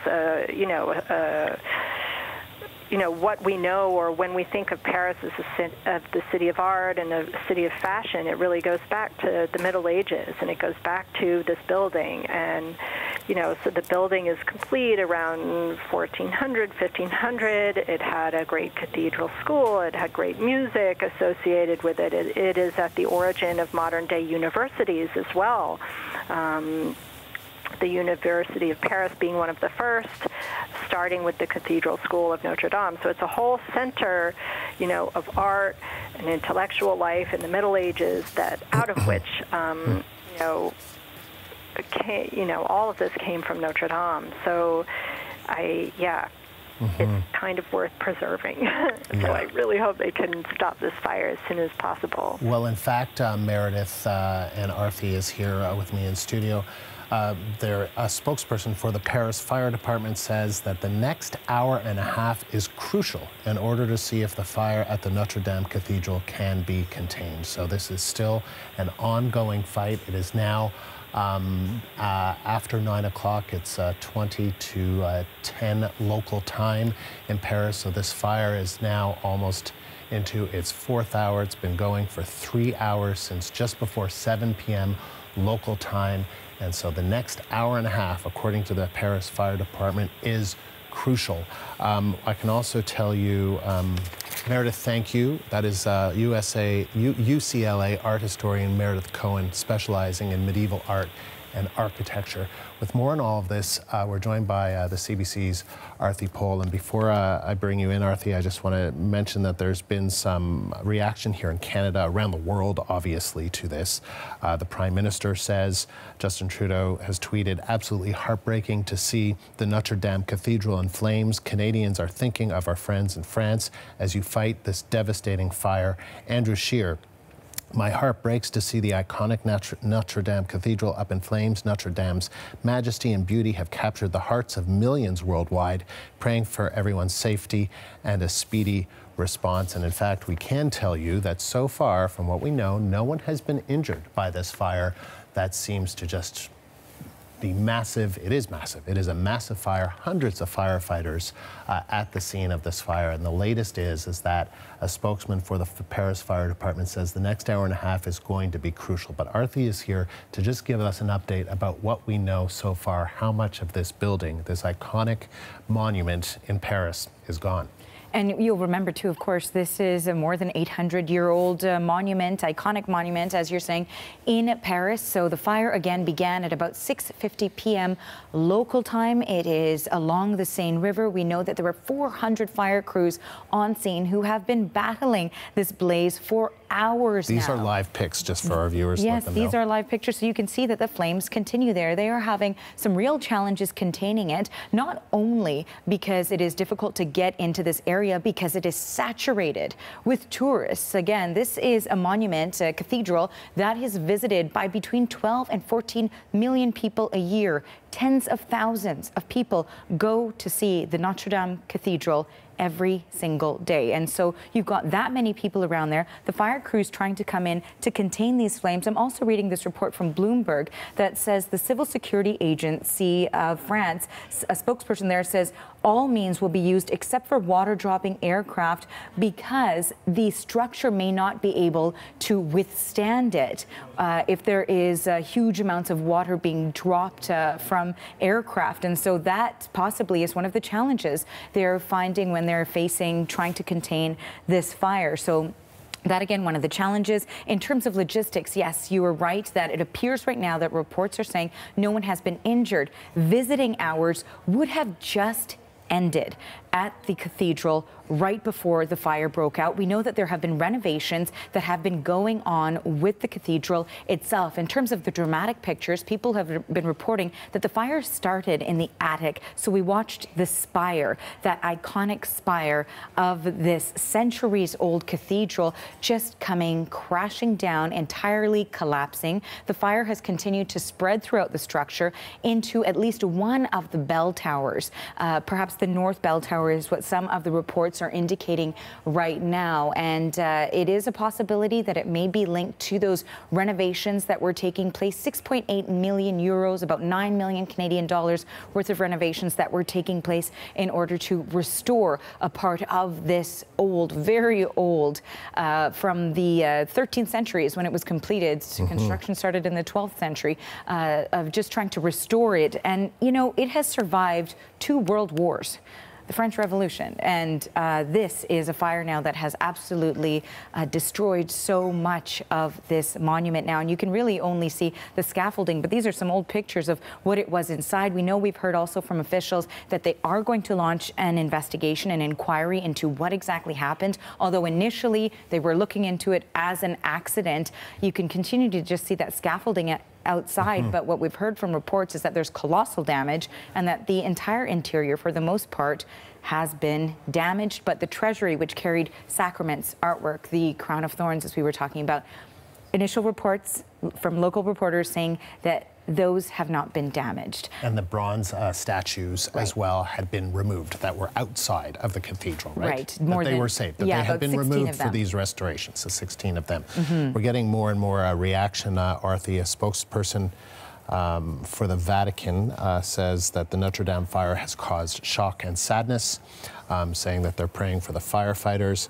The Archbishop of Paris calls on all priests in Paris to ring the bells as mark of gesture for Notre-Dame Cathedral. And the ringing of the bells is interesting because, as we've been hearing, the Notre-Dame Cathedral often would ring its bells, perhaps as a gesture to the tourists and to Parisians who go and visit, as you say, 12 to 14 million each year. And we have heard reports that, in fact, the fire spread to the North Bell Tower. So there are two bell towers at the front of this building, and that the fire has spread to the North Bell Tower. Interesting to hear from that Paris Fire Department spokesperson saying the next hour and a half or so is going to be crucial on whether or not this fire can be contained.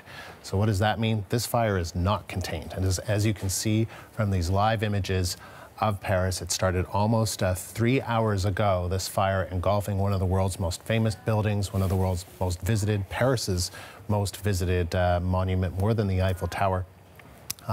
They're on fire, and this fire is not contained. And the next hour and a half is what's going to be crucial. And we've heard from the mayor of Paris, too, that essentially they are advising everyone to just stay out of the area so that they can get this under control, not only for the safety of the people, but to save this historic monument in Paris. And there are areas that have opened up for people who live in this neighborhood, in this block, so that they can stay there in the interim while, again, these emergency crews continue to try to contain these flames. And, you know, when we're talking about, again, just how significant this symbol is as part of the skyline in Paris too. You know, a lot of people say it rivals with the Eiffel Tower. Yes, sure, this is even more visited. And in fact, the Eiffel Tower has been around for about a century. This one for 8. So if you just think about that, long before the Eiffel Tower was even there, this defined the city of Paris. And so it is really an incredible sight. A lot of questions around the cause. And the latest that we have is from the French Interior Minister saying that the cause of this fire at Notre-Dame Cathedral is unknown. It is unknown. We had heard originally that police and firefighters were saying, well, we're treating this as an accident, but really, then we heard that the Paris Prosecutors Office, different levels of government or different administrative officials have been looking into the cause of this, trying to figure that out. How did this start? Why did it start? What's the cause? And what we know right now is that we don't know. And that's what has been reflected by the French junior interior minister, just saying that at this point it is not known, but a lot of people are going to want to know the answer to that key question.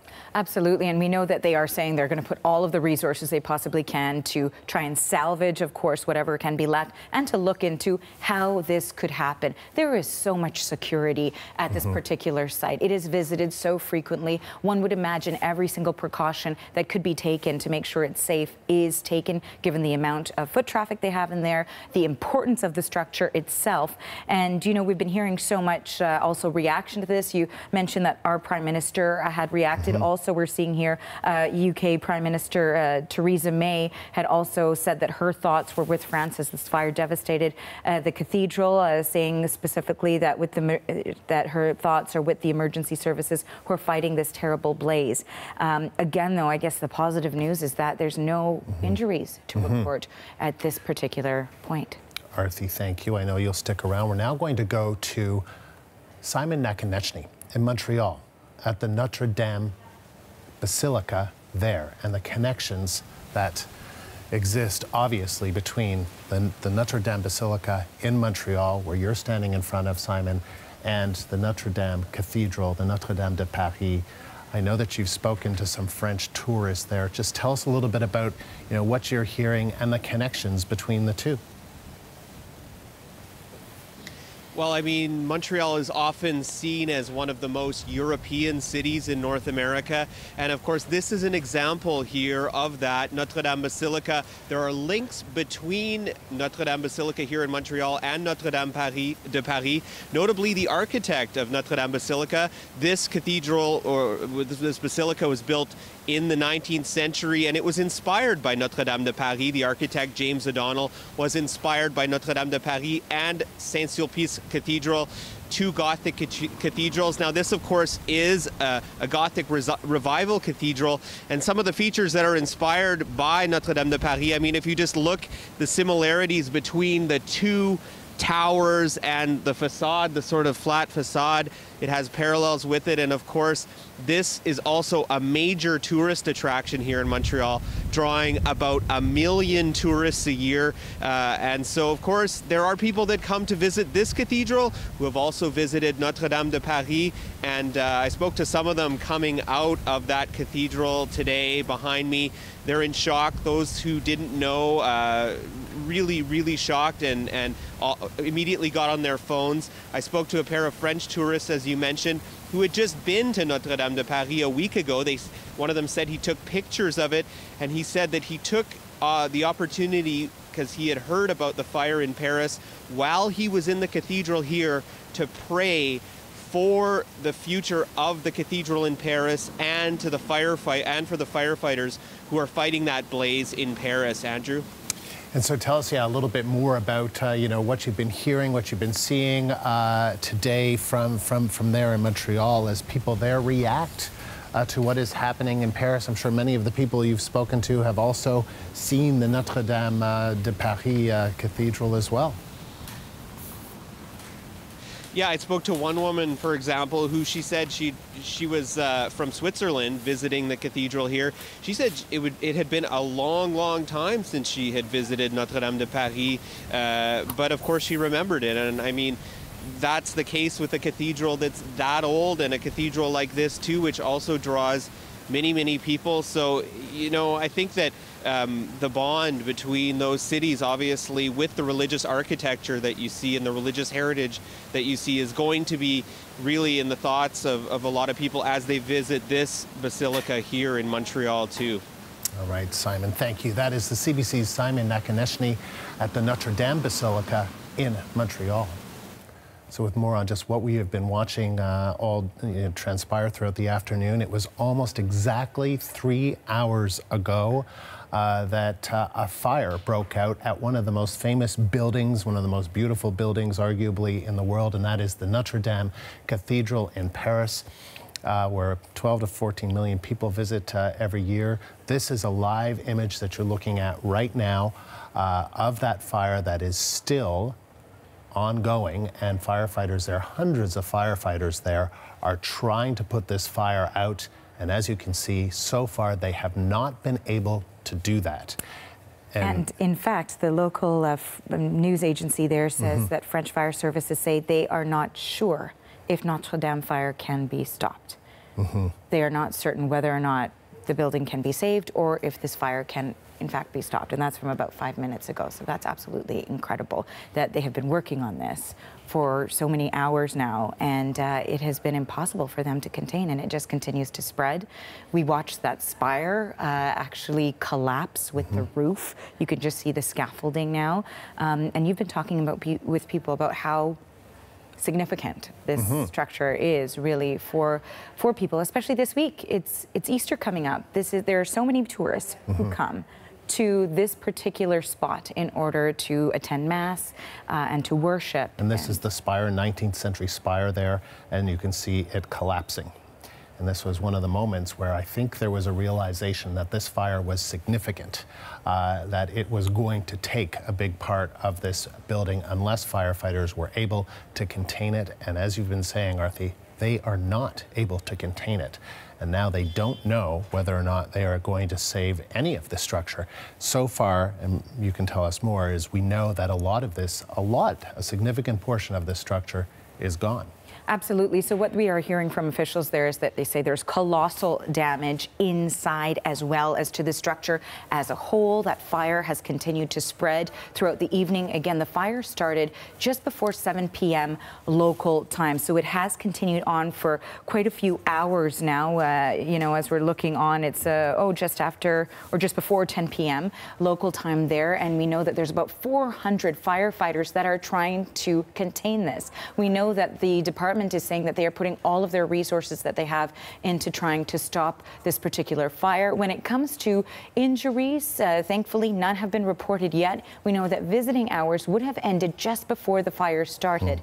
Just some of the facts, again, recapping here, it is believed that it started in the attic and then continued to spread down from there. There are so many historic artifacts inside as well. We did hear at least one local media report suggesting that some of the very important pieces have been saved. They were not damaged in this, and that because there have been renovations that have been going on, which may or may not be linked to the cause of this fire, which we know is under investigation, but there were those statues that were taken away because of those renovations. And what we can tell you is that French President Emmanuel Macron has declared a national emergency, that meetings with nearby police at nearby police headquarters are taking place, that people have been asking this. As we can see there, we can see the hoses from the ground or from a ladder or from the ground. We haven't seen any of the water dropping aircraft that you would think would be involved,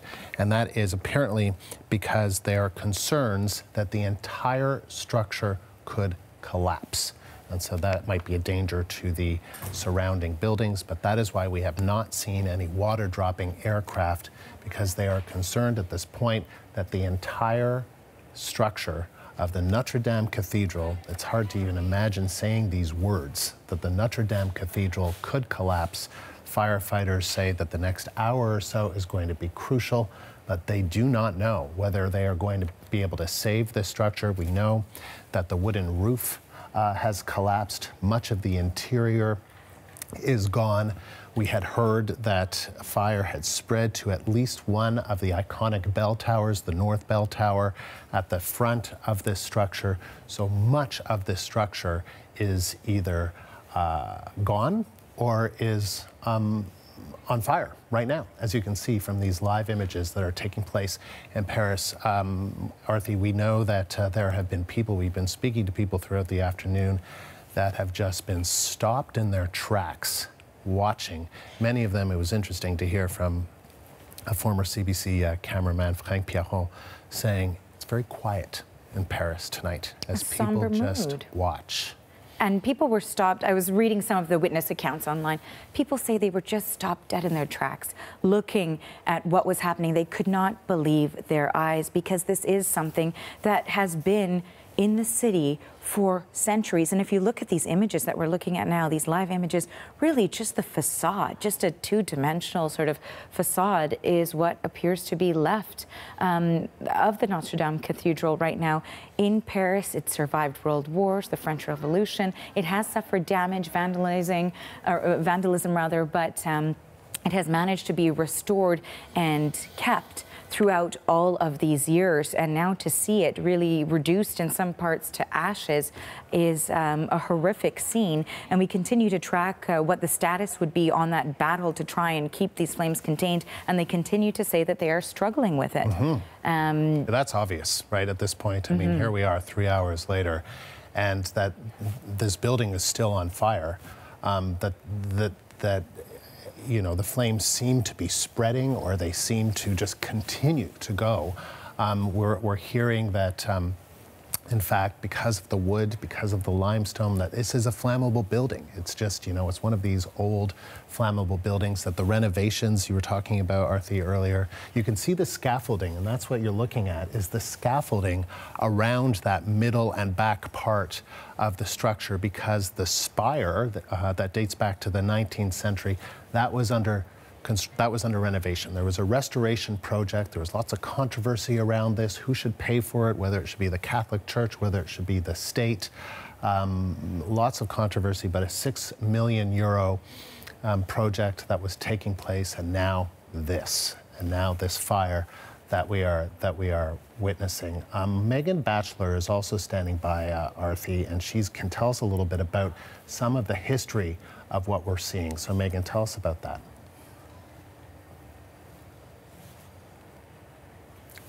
Megan? Yeah, go ahead, Megan. Yep. Sorry. Yeah. Chances are, if you have visited Paris, you have visited the Notre-Dame Cathedral, and for very good reason. It has cultural, religious, massive significance, and we're hearing that it is more than just a building. On Twitter, we're seeing people saying that it is the soul of Paris, and that is for good reason. It has massive historic significance to the city. So here's a look at just some of the facts from the background of the Notre-Dame Cathedral. Its 850th Jubilee was celebrated in 2013. It was built over a century ago, starting in 1163. It's considered to be among the finest examples of French Gothic cathedral architecture. The stonework and stained glass recreate images and lessons from the Bible. Significant 12th and 13th century artwork and craftsmanship. And dominating the structure, of course, are the two 13th century bell towers. And we're hearing that one of them has been damaged by the flames. And of course, this was the setting for the Hunchback of Notre Dame. The fame from that novel that was written in 1831 spurred the renovations that created the spire, and that restoration began in 1844, and that spire was built during that restoration. And so it is very significant. Seeing that image of the spire coming down would have just taken the breath away from Parisians watching this, people around the world seeing that spire coming down, just breaking the hearts of people seeing this happen. as it is so significant. It is a UNESCO World Heritage Site. It attracts 12 to 14 million tourists every year. And UNESCO did say in a tweet today that it is closely monitoring the situation and is standing by France's side to safeguard and restore this invaluable heritage. And so while we do know that this has a deep history in Paris, it is now going to be forever changed given what's happened this evening. Megan, thank you. We are hearing that a firefighter at the scene, this is according to Reuters, it says all efforts are now being directed at saving the artwork at the back of the cathedral. All efforts are now being directed at saving the artwork at the back of the cathedral. Catherine Field has been watching and listening to all of this. She is a freelance journalist based in Paris. So Catherine, what can you tell us about that? What is the latest that you're hearing about what it is that firefighters are doing now? They are trying to douse the flames and to dampen the entire building, Andrew. They're working from the sides. What they have just said in the last few minutes is that the next 90 minutes will be crucial.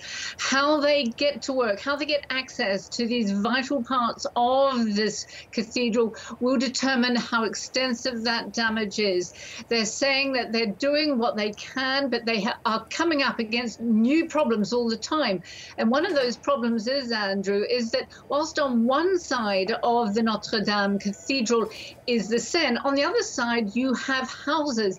And in that houses, of course, that's what people live there. They have gas cylinders there. They have gas pipelines going through there. So there is a danger of gas explosions in case of fire or heat reaches across to those houses. Now, those houses are literally just a couple of meters away from that outer wall, Andrew. So that is a real fear for them at the moment, that the sparks might get there, that they might have, because we're also hearing that people further down the river who are just standing unbelieving at what they're seeing. They are seeing there that just bits of ash are coming down the river. It's now floating down the river. So it's a real danger. And the Paris firefighters are hoping that they can contain it. And Catherine, just as I've been speaking to you, we're also hearing from a firefighter at the scene telling Reuters again that all efforts are also being directed at preventing the collapse of the northern tower of the Notre-Dame Cathedral. So that is just another unbelievable development as we watched with devastation the Spire collapse earlier, and now those two iconic bell towers at the front of this cathedral that firefighters are now concerned. We had heard that's what we're looking at right now, is that that is the northern bell tower of the Notre-Dame Cathedral that we're looking at. As you can see, water going inside of that bell tower, and there is concern that that could collapse, that their firefighting efforts are being directed at preventing that from happening, because that obviously would just be another terrible moment in this terrible few hours that we've been witnessing taking place at the Notre-Dame de Paris, the Notre-Dame Cathedral in Paris. So, Catherine, maybe tell us a little bit about what it is that you've been hearing, because people have been wondering, why aren't they dropping water from aircraft? Well, they say they just can't because they're worried that the whole building is going to collapse. So they're doing everything they can from the ground. They are indeed. What you have to remember is that even though Notre-Dame de Paris looks solid, it looks as though it's been there, as we all know, since the 12th century, it isn't that solid. It's very fragile stone. So what they're saying is that if they bring in these special firefighters that fly in and drop water, that will actually cause it not just to collapse, but could also just an enormous amount of danger. So that's a problem that they're having there. When you think about that northern tower, Andrew, if that collapses, that is just a catastrophe. That tower has in it the bell, that enormous bell that was just recast 2 years ago and rehung. This would just be an enormous artifact just collapsing around it. So you can't even imagine how much damage that would do if that tower collapsed. And I think that's why the Paris Fire Brigade are now doing what they can to contain the fire rather than sort of working and putting it out. They just want to keep it there, because I can't even imagine what it would be like, Andrew, because you see people alongside the river just crying at the side. You heard people when the spire collapsed. There was just shrugs. People were screaming. You just could not believe that this part of our heritage, our world heritage, was collapsing. All right, Catherine, hold on there, because we're going to show and let our viewers listen and watch as people have been watching what has taken place in Paris. Here's a little bit of that from a short time ago.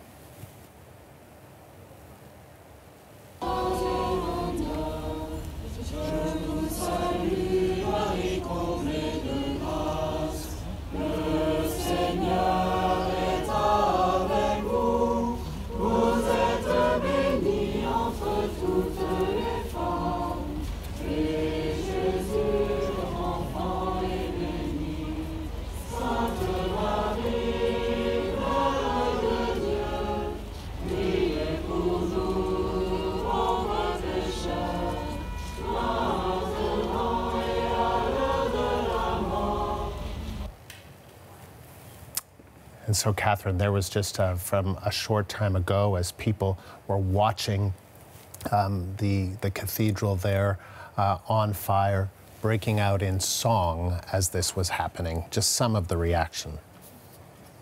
That is a sort of reaction. If I could just explain to you what's happening here at the moment, it is the start of Holy Week, so there are more people around Notre Dame than you would have usually. It's also it was a beautiful spring evening, one of the first lovely warm spring evenings we've had. So you've had a lot of people milling around, a lot more locals coming out. There are a lot more tourists in Paris at the moment because we had the Paris Marathon on at the weekend, so you could really feel more of a buzz in town at the moment. So people really couldn't believe when this started, and you could almost feel a ripple going through people on the metro when I was traveling to the scene. People were saying, is it really true? Is it happening? And no one could believe it.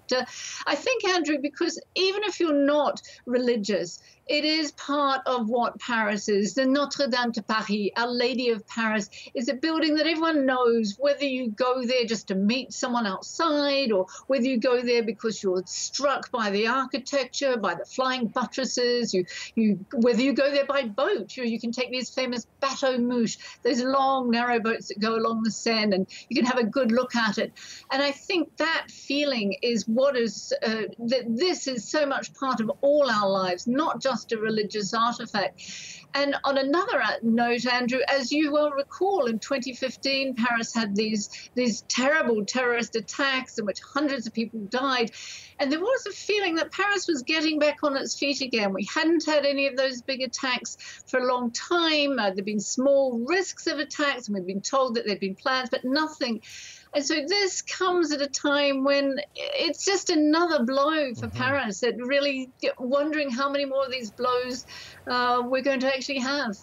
And as we've been speaking, Catherine, I just want to give an update to our viewers. The Associated Press is quoting the Paris fire chief, who said that they just don't know whether they're going to be able to stop this fire from spreading. We are not sure we are capable of stopping the spreading of this fire to the second tower. So the North Tower is already of concern to firefighters there as they try to prevent it from collapsing. You're looking at, those are on the right of your screen, those are the two bell towers that you are looking at. The North Tower is under threat of collapsing, and that is what firefighters are trying to prevent this. It's saying, and the fire chief saying, if it collapses, you can imagine how important the damage will be. So they're not sure whether they're going to be able to stop that from spreading. So that is the latest from Paris, and then spreading to that other tower. And so, I mean, as we watch this, Catherine, with horror, as we watch this fire continue to take place, what we have seen is we've seen those two iconic towers as they still stand. But the concern is that one or both could go, and that this fire could spread, and they just don't know at this point whether they're going to be able to contain this fire. Indeed, it really is a difficult task for them, Andrew, because not only do they not have much space, because the courtyard in front of Notre-Dame itself isn't that big. On one side, you have a very narrow road, so they don't have much space to get in there.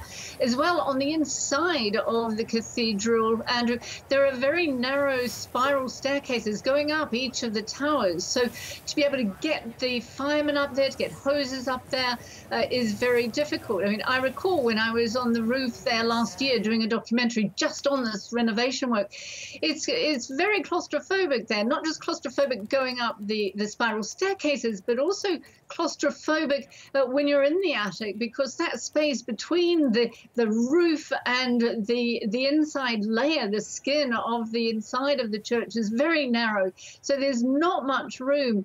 I know we like to think of Notre-Dame de Paris as this great, enormous structure that's part of our lives, but in fact, once you get inside and into the nooks and crannies, there's not much room at all. I'm also just hearing, Andrew, that sometime in the next few hours, the French President, Emmanuel Macron, will address the nation. He's been down there. He visited the scene with the Prime Minister. He's now returned to the French presidential palace, the Élysée Palace, not far away. And I think this is going to be a difficult moment for him, Andrew. He's going to have to address the nation at a time when it really does feel as though the heart of the nation is on fire. This is part of what France is Notre Dame. I mean, I guess he'll have to wait and see, because this is still very much an ongoing situation, Catherine. This fire is not controlled. It is not contained. It is spreading. It has spread to one of the towers. The concern is that it's going to spread to the other tower.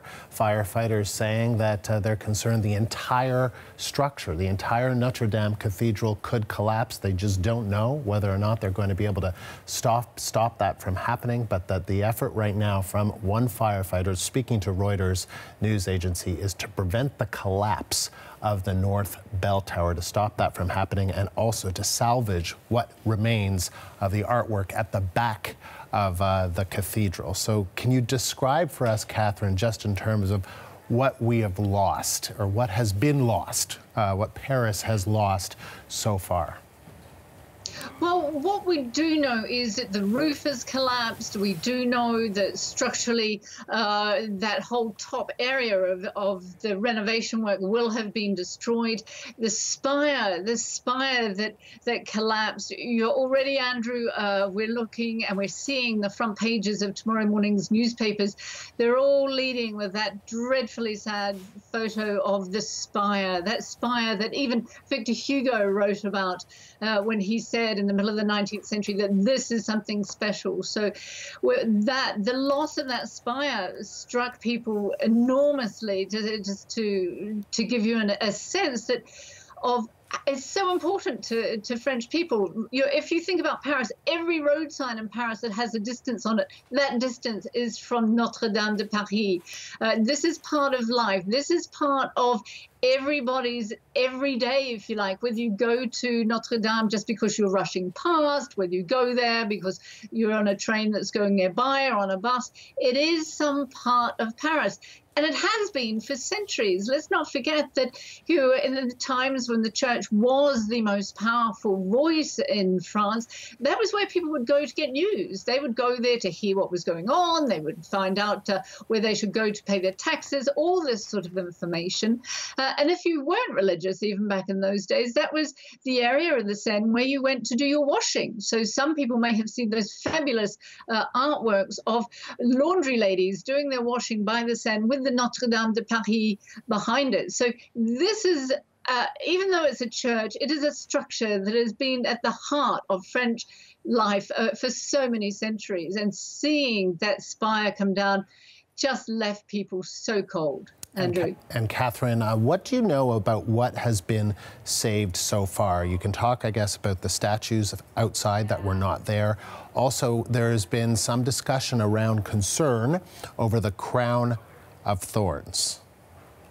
Yes, indeed. This is a crown of thorns that allegedly was worn by Jesus of Nazareth when he was crucified. It was brought back to Paris by Hélène, the mother of Constantine, of the emperor. That has been on display, and it is usually on display on the first Friday of each month, plus during Holy Week. So we haven't heard anything. There are rumors that a lot of the artwork has been saved. A lot of the very precious artwork already, particularly the statues, had been taken out. They were around the back during the renovation work. I saw it myself. They had a whole area at the back of the church where that was kept under lock and key, and that was safe. But this crown of thorns would, I'm sure they would have gone very quickly to try and save that. There are other little monuments in different chapels around the church. If you can imagine that all around the outside of the nave, there were these little chapels that all had various sort of artifacts in it. They would have gone in there very quickly to try and get those out. Certainly, what we are hearing is that there hasn't been, no person has been hurt for the time being. That's what we know, at least. But certainly, there's so much artwork that would have need to have been gotten out that it's really a matter of crossing your fingers to see if they really did get all that artwork out. And what we're looking at now, Catherine, is a close-up of one of the towers.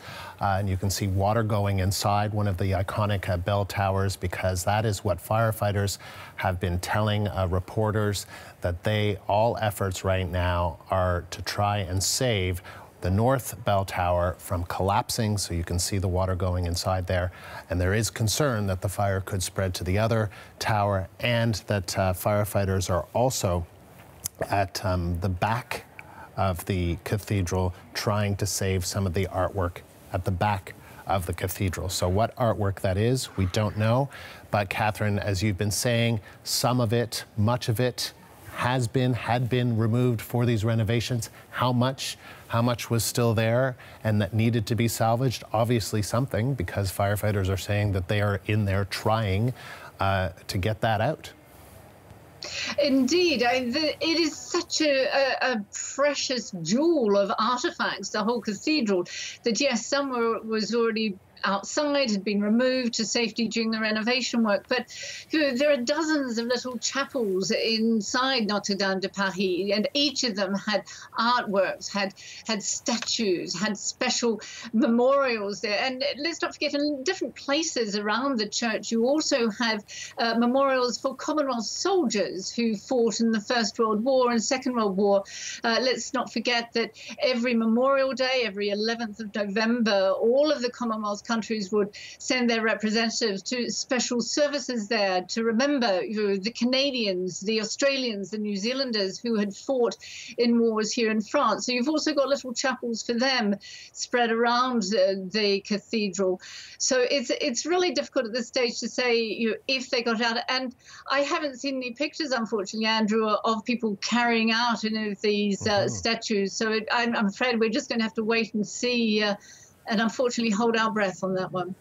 And let me ask you, Catherine, because we've been talking a lot about this, and that is the cause of this fire. The latest that I saw, maybe you've seen something more recent, was from the junior Interior Minister saying the cause is just not known. Yes, they're saying it could well have been caused by renovation work that has been underway there, but they just really don't know at this stage. Even though they've had specialist firefighters there, they've had the public prosecutor there, they've had every minister that you can imagine, the Minister of Culture, the Minister of Defence has been down there. They really don't know, but I think they're putting a lot of these two and two together and hoping they come up with four, because in that roof area under the spire, that's where a lot of the renovation work has been going on, and so that would immediately sort of bring some sort of suspicion that it was caused there. It was a bit late in the day, it was coming up for 7 p.m. at night, so I'm not sure there would have been any workers there at that time, but it could have been something there. I mean, if it did start on the roof, then we are talking about someone who had access to that, and that would have been the workman. Generally in churches, they're usually down below. It's where people and pilgrims pilgrims come and they light candles. So that's really at the ground level. And as far as we know right now, that is not where the fire started. We're told it started on the roof. And that when the fire started, there were no work crews on site. Is that right? Indeed. Yes, that's what we're led to believe. It was coming up for 7 p.m. at night, and the work crews usually finish quite earlier on in the day. When I was up there, they were really very, very particular about making sure who was up there. They kept special logs about who was going up. And I mean, it's very dangerous up there. Even when I was there filming, they made sure that you wore a hard hat, because it's a very fragile structure. It looks very solid, but the stone is very feeble. You've got bits of the gargoyles that have been falling off over the years. Bits of the spire had been falling off. Some of the balcony had been falling away. It had been replaced by bits of wood. So it would really have only been workmen or some people really associated with the cathedral that would have been up there at that time, Andrew.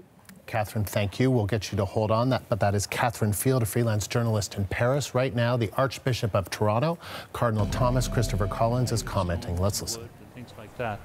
But it represents the presence of God. It represents the spirit of the human heart, reaching out to worship God and to serve our neighbor. And so it is very sad, of course, also for that more profound reason than also the very great reason of the loss of such great beauty. We come to God through beauty, truth, and goodness. And beauty is the first part of that. We pray it leads to truth and goodness, and certainly a cathedral is meant to be that sign. There's a story told from the Middle Ages at the very time when Notre-Dame de Paris was built, that there were 3 workers outside of a cathedral being constructed, and they were chipping away at each one doing the same thing, chipping on some stones. And one was asked, "What are you doing?" He said, "I'm chipping on a stone." And the others said, "What are you doing?" "I'm chipping, I'm shaping an arch." And the third one said, "I'm building a cathedral." And there's something sublime in that. And so this is a very tragic event.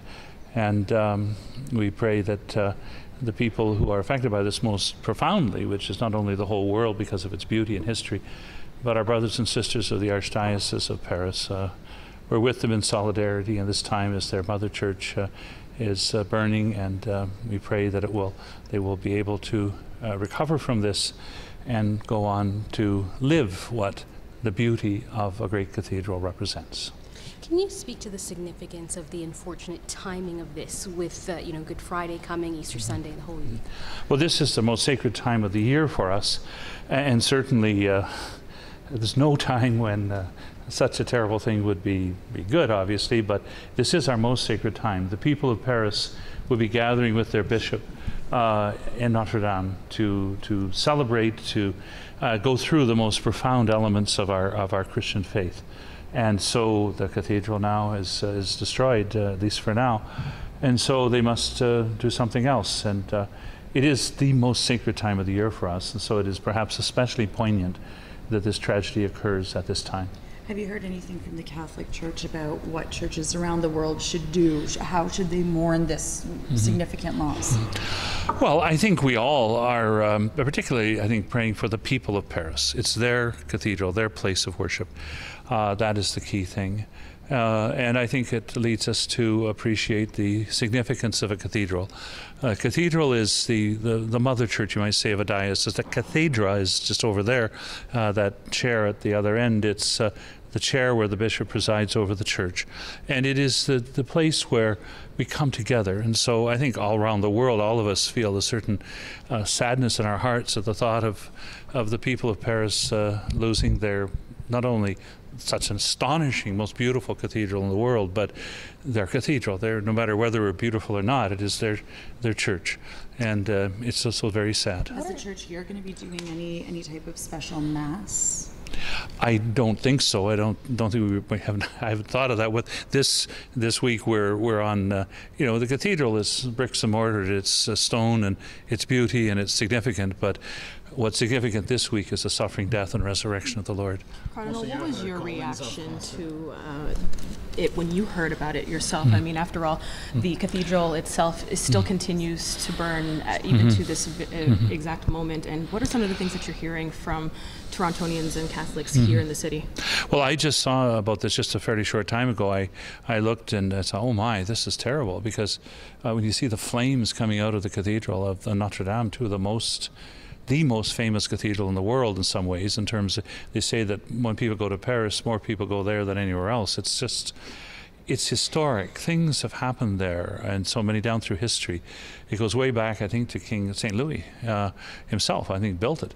And it goes right down through history. So it's an astonishingly important place historically, but also, of course, it is the spiritual center for the people of the Diocese of Paris. I'm curious if you've been there yourself. Oh oui, okay. Qu'est-ce que ça signifie pour vous, le fait que Notre-Dame de Paris brûle comme ça? Comment vous réagissez à ce qui se passe? No, c'est vraiment tragique. Le grand and that is the Archbishop of Toronto, Cardinal Thomas Christopher Collins, there speaking about what we've been seeing, and you're looking at the right of your screen, and this is what we've been telling you about. It was about 3.5 hours ago that a fire started at the Notre-Dame de Paris Cathedral in Paris on Ile de la Cité, and it is still burning. As you can see, this is a live shot of the Notre-Dame Cathedral. The roof has collapsed. The 96-meter-high spire that was built in the 19th century has collapsed, but this is an 850-year-old church. It was built over about 200 years, so various parts of the building go back to the 12th century, and firefighters are still trying to battle those flames. They have said that they are concerned that the entire structure of the Notre-Dame Cathedral, one of the most famous churches, one of the most famous buildings in the world, is going to collapse, that a lot of their firefighting efforts over the last 30 minutes or an hour or so have been about concern over the North Bell Tower. So there are those two iconic towers at the front of the church. The North Tower is on fire, and they are trying to ensure that that does not collapse. As the fire chief has said earlier, if that collapses, it would just be catastrophic. And they are also concerned that the fire will spread to the South Bell Tower of the Notre-Dame Cathedral. So these are the images that you're looking at right now, as hundreds of firefighters are on the ground trying to put out this fire. Emmanuel Macron, the French president, has declared a national emergency. He's been meeting with police and firefighters and is going to address the nation, is going to address the French people tonight in Paris. It is now 10:30 local time in Paris, so this fire starting just before 7 p.m. local time. Catherine Field is a freelance journalist based in Paris, and she joins me now again live. So, Catherine, what have you been able to learn about the latest on the damage and the battle to save what they can? Andrew, more than 400 firefighters are at the scene. They're doing what they can to, on the one hand, douse the flames, on the other, to get as much artwork out as they can. Saving the artwork from the back of the cathedral is very important. As you're seeing in those pictures, at the moment, the flames seem to be at the front, and the front face of the church, of the cathedral, those two towers, which allows firefighters and anyone else who's allowed to help them to get access from the back. Now, the back of the cathedral opens out onto a square. There's a park there, so they have plenty of room to be able to go in and out. Again, one of the big problems in that area, Andrew, is there's not much room to move. Yes, it sounds good that there's a park there, but it's not a very big park, and to get any of that artwork away, to get it out, is very difficult. Notre-Dame de Paris is on an island, is the Ile de la Cité, it's in the middle of the Seine. And when the great renovation of Paris got underway in the 19th century, one of the things that the designers of the new Paris wanted was no great wide boulevards. They wanted small bridges, small roads. So yes, that looks lovely if you're here in Paris and you're trying to get around ground and it seems very romantic. It's bad news if you've got an emergency situation like this at the moment, because there's not enough room for fire trucks to get in. There's not enough room for people to move. So that's been, again, Andrew, the big problem, getting all those firemen in, getting people out in these very narrow cobblestone streets. So it's still, here we are all these hours later, still fire not under control and still trying to get as much artwork out as possible, Andrew. And so tell us a little bit about the firefighting effort. It seems to be mostly from the ground. It is not from the air, and why that might be. Well, it's very difficult from the air, because if you start using those aircraft that, of course, we see when there are bushfires and forest fires, they are just too brutal for this sort of building. Whilst it looks very, very powerful, there's Gothic architecture, there's Gothic stone, it's actually a very feeble stone in lots of ways, so that if they were dumping water, which is essentially what those aircraft do, they dump huge amounts of water just onto a space, it could cause whatever is left of the roof to collapse. Now, one of the things that they are hoping is that there is still some of the inside of the church is still safe. So if you had a case where the water was just dumped on top of the roof and it collapsed and caused it more damage on the inside, then that it would be really very, very disastrous. So that is really, at least at the moment, Andrew, not on the agenda. The other thing we're seeing is that from the Seine side, from the river side, we're seeing the firemen just there dousing down the flames and keeping the building wet. We keep seeing them going backwards and forward with their water hoses, making sure that it's dampened down, that it's all, as much as they can, because really they want to keep as much of this fire under control as they can. And even though, as you rightly said, they're so concerned about the towers, the North Tower and the South Tower catching fire and possibly collapsing, but that's what they're doing to try and prevent it further at this time. How would you describe, the mood of people watching this? I mean, it just must be absolutely devastating for Parisians, well, for tourists who've been there, who've seen this building, to sort of see something like this happen. Oh, devastating doesn't even come near it, Andrew. And this is part of who Paris is, the Notre-Dame. It's when I interviewed the Archbishop of Paris last year about Notre-Dame, he said it's like an old lady. It's always been there. She's always been here. And he described to me, actually, this renovation work as being like something of a facelift. That she's an old lady, but she needed a facelift. So already the people I'm speaking to, I just cannot believe it. This is who Paris is. Paris has been destroyed in wars. Paris has had its own uprisings. It's had revolutions. But somehow, through Paris's ups and downs, the Notre-Dame de Paris seemed to make it through. It was severely damaged during the Revolution. It was damaged again during the Commune at the end of the 19th century.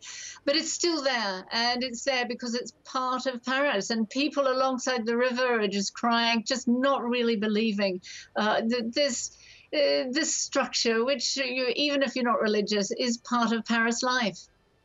And what we are hearing is that we have heard that officials there are saying it is possible that that this fire is linked to these renovations. It was a $6 million renovation project on the church's spire, and that they have opened up an investigation to try and find out what caused this, because that will be the key question as we continue to watch these live images.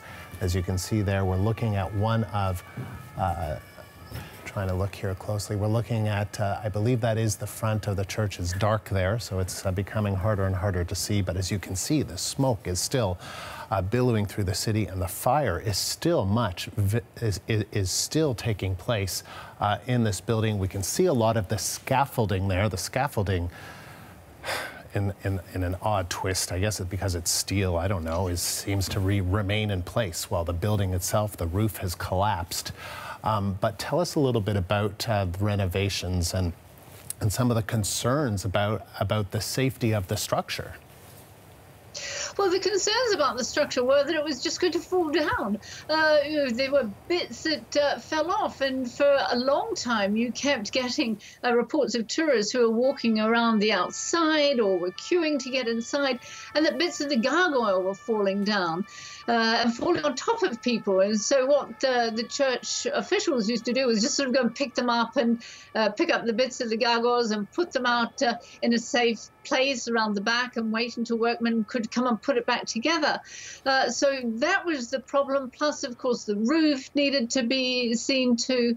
And that was why this great renovation work was undertaken, because it was felt that this is a World Heritage Site. This is part of everybody's existence. It isn't just for the Catholics of Paris. So when it was announced that there was going to be this big €6 million renovation work, there wasn't really a lot of outpouring, a lot of money wasn't coming forward. There were questions about who was going to pay for it. There was a bit of a tussle between the French state and the Vatican as to who should pay more.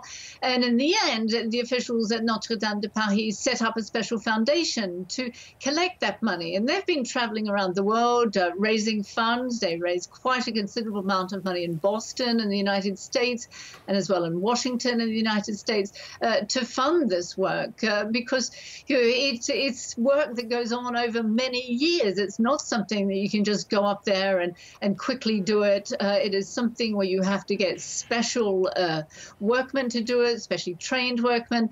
And another thing is, of course, there are no plans for Notre Dame. It was built, there are no architectural plans. It was built all those years ago. It had bits added onto it, and no one had any original plans to it. So it's, again, very difficult, because even after all these years, no one's quite sure which bit belongs where. And sometimes, even when I was there, through those days when I was filming there, you'd find people wandering around and just still trying to find where they were, because it's such a warren of different alleyways, of different stairwells, and so it's the renovation work was really very important.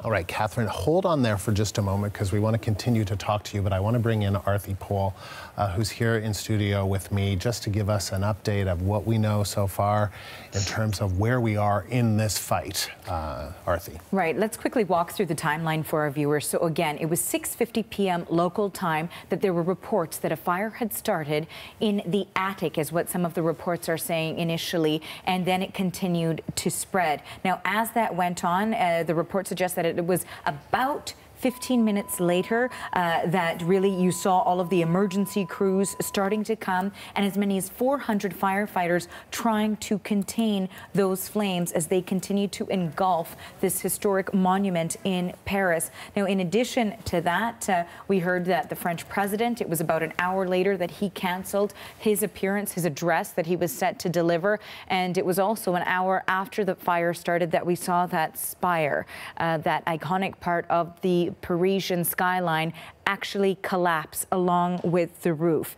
And we know that the emergency crews continued, that officials at that point said they were going to start an investigation into what happened, although they are looking at it as an accident, because we've been talking about how there have been the €6.8 million renovations that were taking place at the cathedral. It is a cathedral that is more than 850 years old, and it has had to have many restorations and renovations throughout all of those years. And so this was just another one of those steps that was taking place, and there is the potential that this fire could be linked to those renovations. That is something that is being investigated.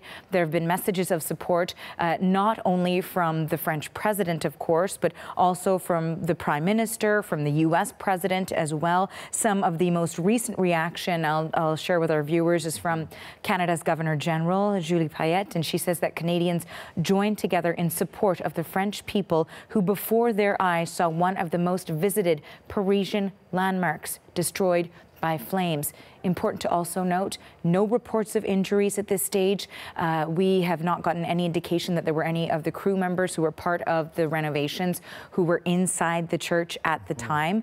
Again, it started right at 6:50 p.m. And important to note also, as we heard from the Archdiocese of Toronto, this is the start of Holy Week. There are millions of people who go to specifically visit during this time to the Notre-Dame Cathedral. Also, we should point out that the neighborhood has been evacuated so that they can get more of those crews in to try and stop the flames from entirely engulfing it all, as the fire has also spread to the North Bell Tower, and they're trying to stop it from spreading to the other bell tower as well. So just trying to preserve as much as they can.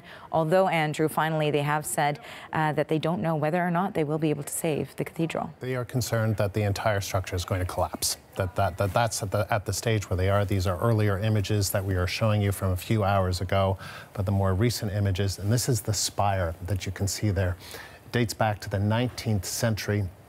And so that is the spire that was under renovations. It was getting a restoration. It was being restored, and that has collapsed. And that was one of those key seminal moments where there was a collective gasp, I think you could say, from the people in Paris that were watching as that spire collapsed. But now we've moved beyond that. The roof is gone. The wooden roof is gone of the structure. The spire is gone.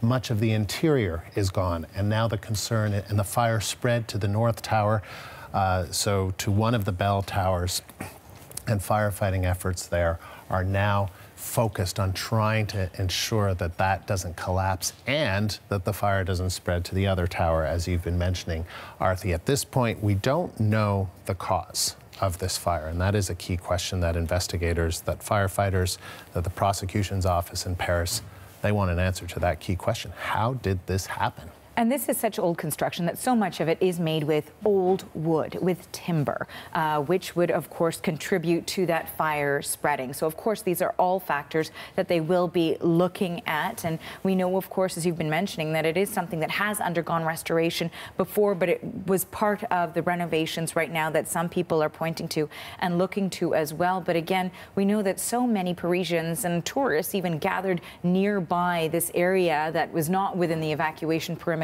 and broke out into song as well, because it feels like they are mourning a piece of the city. And in fact, there's also a new tweet that was sent out by the mayor of Paris, Anne Hidalgo, and she says, I do not have, and this is a loose translation, I do not have strong enough words to express the pain that I feel in the face of the Notre Dame flames. Tonight, all Parisians and Frenchmen mourn this emblem of our history, and we will draw strength from this and continue to rise. But again, all you can really see in these live images here is the scaffolding from the renovations. And we also know some of the challenges that firefighters were facing initially was the difficulties in entering this area, because there are small streets, little alleyways, not ideal or conducive to getting huge fire trucks into this area. Also, thousands, tens of thousands of people visiting this tourist site. Some reports suggest 35,000 people every day. We know just during congregation or during Mass, the capacity is 6,000 people. So, but just imagine, you know, how many people would have visited today itself, and that is the last opportunity anyone had to see it as it is right now. We know that the French president and the mayor of Paris has been to the site, that the French president has declared a national emergency, and that there are meetings that are taking place that at police headquarters, that he's going to address the nation to talk about this, because as he had said earlier on Twitter, he said, thoughts are with Catholics and all the French. Like all citizens, I am sad to see this part of us burn. So the French president tweeting about this earlier, and also saying that he is going to address the nation about this. He was going to address the nation about some of the protests that have been taking place in France, but obviously this has now become the story in France today, that one of the world's most famous buildings is on fire, and that it could entirely collapse. It is hard to imagine something of this significance. People, whether you're religious or not religious, Catholic or not Catholic, I think there's a general recognition that there's cultural, artistic, and historic importance to this building, that so many of us have either been inside or have walked by and seen and marveled at its beauty. Absolutely. And when you're talking about how incredible it is to actually see this not survive a lot of this fire, is because it has gone through 2 world wars, the French Revolution. It has been vandalized. It has been damaged before. And to watch it go through all of that history, and now this fire has actually completely damaged it to a point where you can only see the facade at this stage from our vantage point anyways. We know that so much inside also was the work of trying to salvage the artwork, the historic pieces, one of the largest organs in the world inside this particular cathedral as well. That was one of the specific aspects of this cathedral that was very unique too. We've talked about some of the artifacts. There was a treasury, and because, thankfully perhaps, because of the renovations, so many of these artifacts were already removed, and that is perhaps the saving grace here, is that some of those pieces were managed to be saved because they were no longer inside because of the renovations. And it's still too early to know, though, how much, right? Because we do know that there's two main things the firefighters are doing right now. One is obviously trying to stop this entire structure from collapsing. That is a concern for firefighters. The fire chief speaking about this a short time ago, saying that there is concern that one of the bell towers is going to collapse. So a lot of their effort is on trying to stop the fire from spreading and making that happen, and also from spreading to the other tower. So that is what we're looking at. But as you can see, they are still fighting this fire, and that they are also trying to save some of the artwork at the back of the cathedral. And I believe this is the back of the cathedral, if I'm looking at this correctly. So there is concern about the artwork there, and they're trying to remove that. But this is still a very active fire that is taking place in Paris right now. Almost 4 hours, just about 4 hours after it began, just before 7 o'clock local time. And Arthur, you'll get you to hang on, but French President Emmanuel Macron was supposed to deliver, as I was mentioning, a televised response tonight to a recent wave of anti-government protests. Instead, he headed to the scene of the fire. Macron met a little earlier with police and fire officials, where he was briefed on their efforts. He says his thoughts are with Catholics and with all the French people. The Paris prosecutor is with Macron and has already opened an investigation into the fire. So let's continue to look at some of these images. So this is of the French President Emmanuel Macron, as well as the Mayor of Paris, Anne Hidalgo, who was there earlier at the site of this fire and getting an update as we continue to look at these images, devastating images of the Notre-Dame Cathedral that is on fire, as firefighters there continue to try and fight and contain this fire from spreading and from making this entire structure, this historic structure, collapsing. For more, we've reached Father Seamus Hogan. He is a professor of church history at St. Augustine Seminary in Toronto. So, Father Hogan, can you give us a sense of what we may be losing in this fire? I think what we're losing is an important part of the patrimony of the Church of France, and especially Paris. I would say Notre-Dame might just be considered the kind of cathedral of all Parisian cathedrals, and maybe even French cathedrals. It's so iconic, and everybody's aware of it. Even those who might not be Catholic or even religious are aware of its significance culturally, religiously, historically, and artistically. It's an incredible loss. Actually, to see those videos and to see photographs has just touched my heart, and I find it very emotional indeed. And tell me about that. Why is it emotional to watch this? Well, I think very often we think of modern architecture as being functional, but of course, architecture like Notre-Dame, this beautiful Gothic basilica, is really the symbol of a community and the symbol of a people. And we see it as being more than just a whole collection of stones and mortar. Rather, it's really a model or something that is visual, symbolizing a community's faith, symbolizing a community's unity, and really symbolizing their sense of presence and sense of confidence. So to see it burning on Holy Week, the most solemn of all Christian times of the year, is particularly poignant and disturbing even.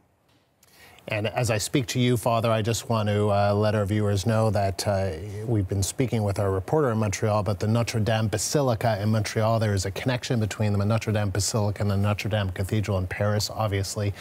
The Basilica in Montreal is modeled after this Notre-Dame Cathedral in Paris and saying, I am shocked. This comes from a Miguel Castellanos, a pastor at the Montreal Notre-Dame Basilica, saying, I am shocked about the sad news of Notre-Dame de Paris' fire. Words are not enough to mention a church that is much more than a jewel of architecture. Notre-Dame is an exceptional cultural, historical, and religious symbol, well known all over the world. So that's just some of the reaction that we're getting. But tell us more, Father Hogan, about the significance of the Notre-Dame Cathedral in terms of its history, its culture, its art. Well, of course, it's 850 years old, and it was really built and commissioned in order to show off the really new confidence that Paris had in the 13th century. And what took 100 years to construct has been destroyed in just a short period of time. There have been coronations there. Napoleon, obviously, had one of the most famous coronations in history. You had the beatification of Saint Joan of Arc, a wonderful French saint, and so many things have taken place in the church. It's probably best known in a popular level for Victor Hugo's The Hunchback of Notre-Dame and things like that. But I lived in Paris for a whole summer in 2008, and almost every day on my way to classes, I would walk into the basilica there and pray in their Adoration Chapel, which was at the rear part of the building where the chevron is, and I would be past the main altar praying there, and in the midst of all these tourists, it was a little oasis in the heart of the city on that island of Paris. So the history, I think, as I was there, I was looking at these beautiful buttresses, these beautiful ribbed vaults. I was looking at these incredible columns, the stained glass windows, and all the while, so many tourists and so many of the faithful were coming in. And I thought to myself, this is not just a museum piece. This is something that's active, alive, and although it has a rich history, people are still there today being drawn to its beauty, and being drawn to it is a very powerful, almost like a magnetic force in the heart of Paris. As far as I know, it's probably the most visited church and possibly the most visited site in Paris, as far as I would be concerned. It is the most visited site in Paris, the Notre-Dame Cathedral, more than the Eiffel Tower. Some people may think it's the Eiffel Tower. It is not. It is the Notre-Dame Cathedral, the building that we are looking at right now, on fire, on the verge of collapsing. So much destruction to this iconic monument. This, Father, is the start of Holy Week. Does that make this even more tragic for the church's followers? Yeah, absolutely. I think it does in so many ways. We're going to be having Good Friday, obviously, this week, followed by Easter Sunday. And at these times, in a special way, we do travel with Jesus on his sorrowful way of the cross. And in a sense, I suppose, we unite ourselves with the people of Paris at this time, and the people of France especially, as this church, as I said, is not just some sort of architectural monument, but really a part of them. And I think the French President Macron even mentioned that, as he says, a part of us is burning too, or words to that effect. And so I think as this is in a Holy Week, it is especially poignant for all Christians. And as perhaps we know, in France, there are something like 3 to 5 issues of vandalism every week in the country. So for this to happen on the heels of all this, although it seems like this is connected to the construction that's taking place and the restoration, is just a sad part of the Holy Week experience this year for the French people, and indeed, I would say, for Catholics all over the world. And so, you know, at a time like this, what would you say to people who look at this and are saddened by it? I would say it's a part of the realization that while we're on this pilgrimage on earth, we may have things of beauty and things that are very close to us, but at the same time, we have only one true homeland, and that's in heaven. And so I think what we do is this reminds us that we keep our focus on heaven, but in the meantime, we pray for each other, we journey with each other, and nobody is going to be suffering through this alone. As Christians and all people of goodwill, I think, we're meant to pray for others, think about others, and really hold them close to our hearts right now, and ask that they'll be blessed at this difficult time. So just tell us finally, Father, what Notre-Dame Cathedral, the significance that it has had, I reluctantly use the past tense, for you. As I said, when I lived in Paris, I would visit it almost every day, and it became a kind of spiritual center for me. For me, it's a place in which I found that realistically, my faith was expressed in something visual and something powerful. I knew I was connected to something beyond myself, and I knew that for centuries, millions of people before me had been praying in the exact same church, offering praise to God, and that was very special, to know that I'm part of something larger than just myself. And to now know that perhaps this will be destroyed is very sad indeed. All right, Father, thank you. Father Seamus Hogan is a professor of church history at St. Augustine Seminary in Toronto.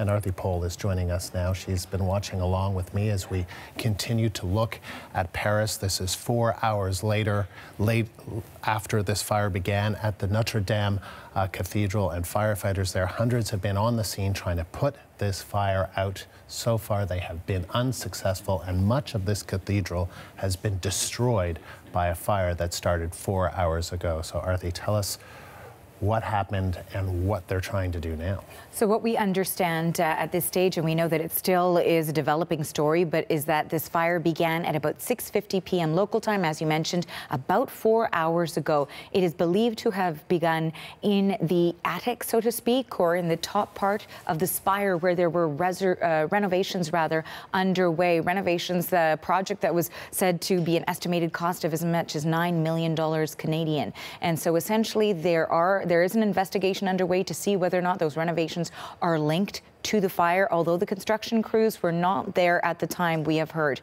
But that fire continued, and it was about an hour after it started that, in fact, we saw that iconic spire collapse along with the roof. 400 firefighters at the scene. The French president declaring a national emergency set to address the nation shortly. And we know that this fire continues. These are critical times right now for those crews. They still do not know whether or not they will be able to save the church itself, the cathedral itself. And the fire, finally, I'll just mention, spread to the North Bell Tower. They are trying to make sure it doesn't continue to spread and just destroy the entire Notre-Dame Cathedral. That is the concern right now, that they are worried that the North Tower is going to collapse and that the South Bell Tower is going to also catch on fire. So that is what they are trying to do now. I can also tell you that the mayor of Paris has said that those living close to the Notre-Dame Cathedral have been evacuated in case of a possible collapse of the entire cathedral. There will be much more on this breaking news here on CBC News Network, but we want to leave you now with this poignant moment from outside the Notre-Dame Cathedral in Paris.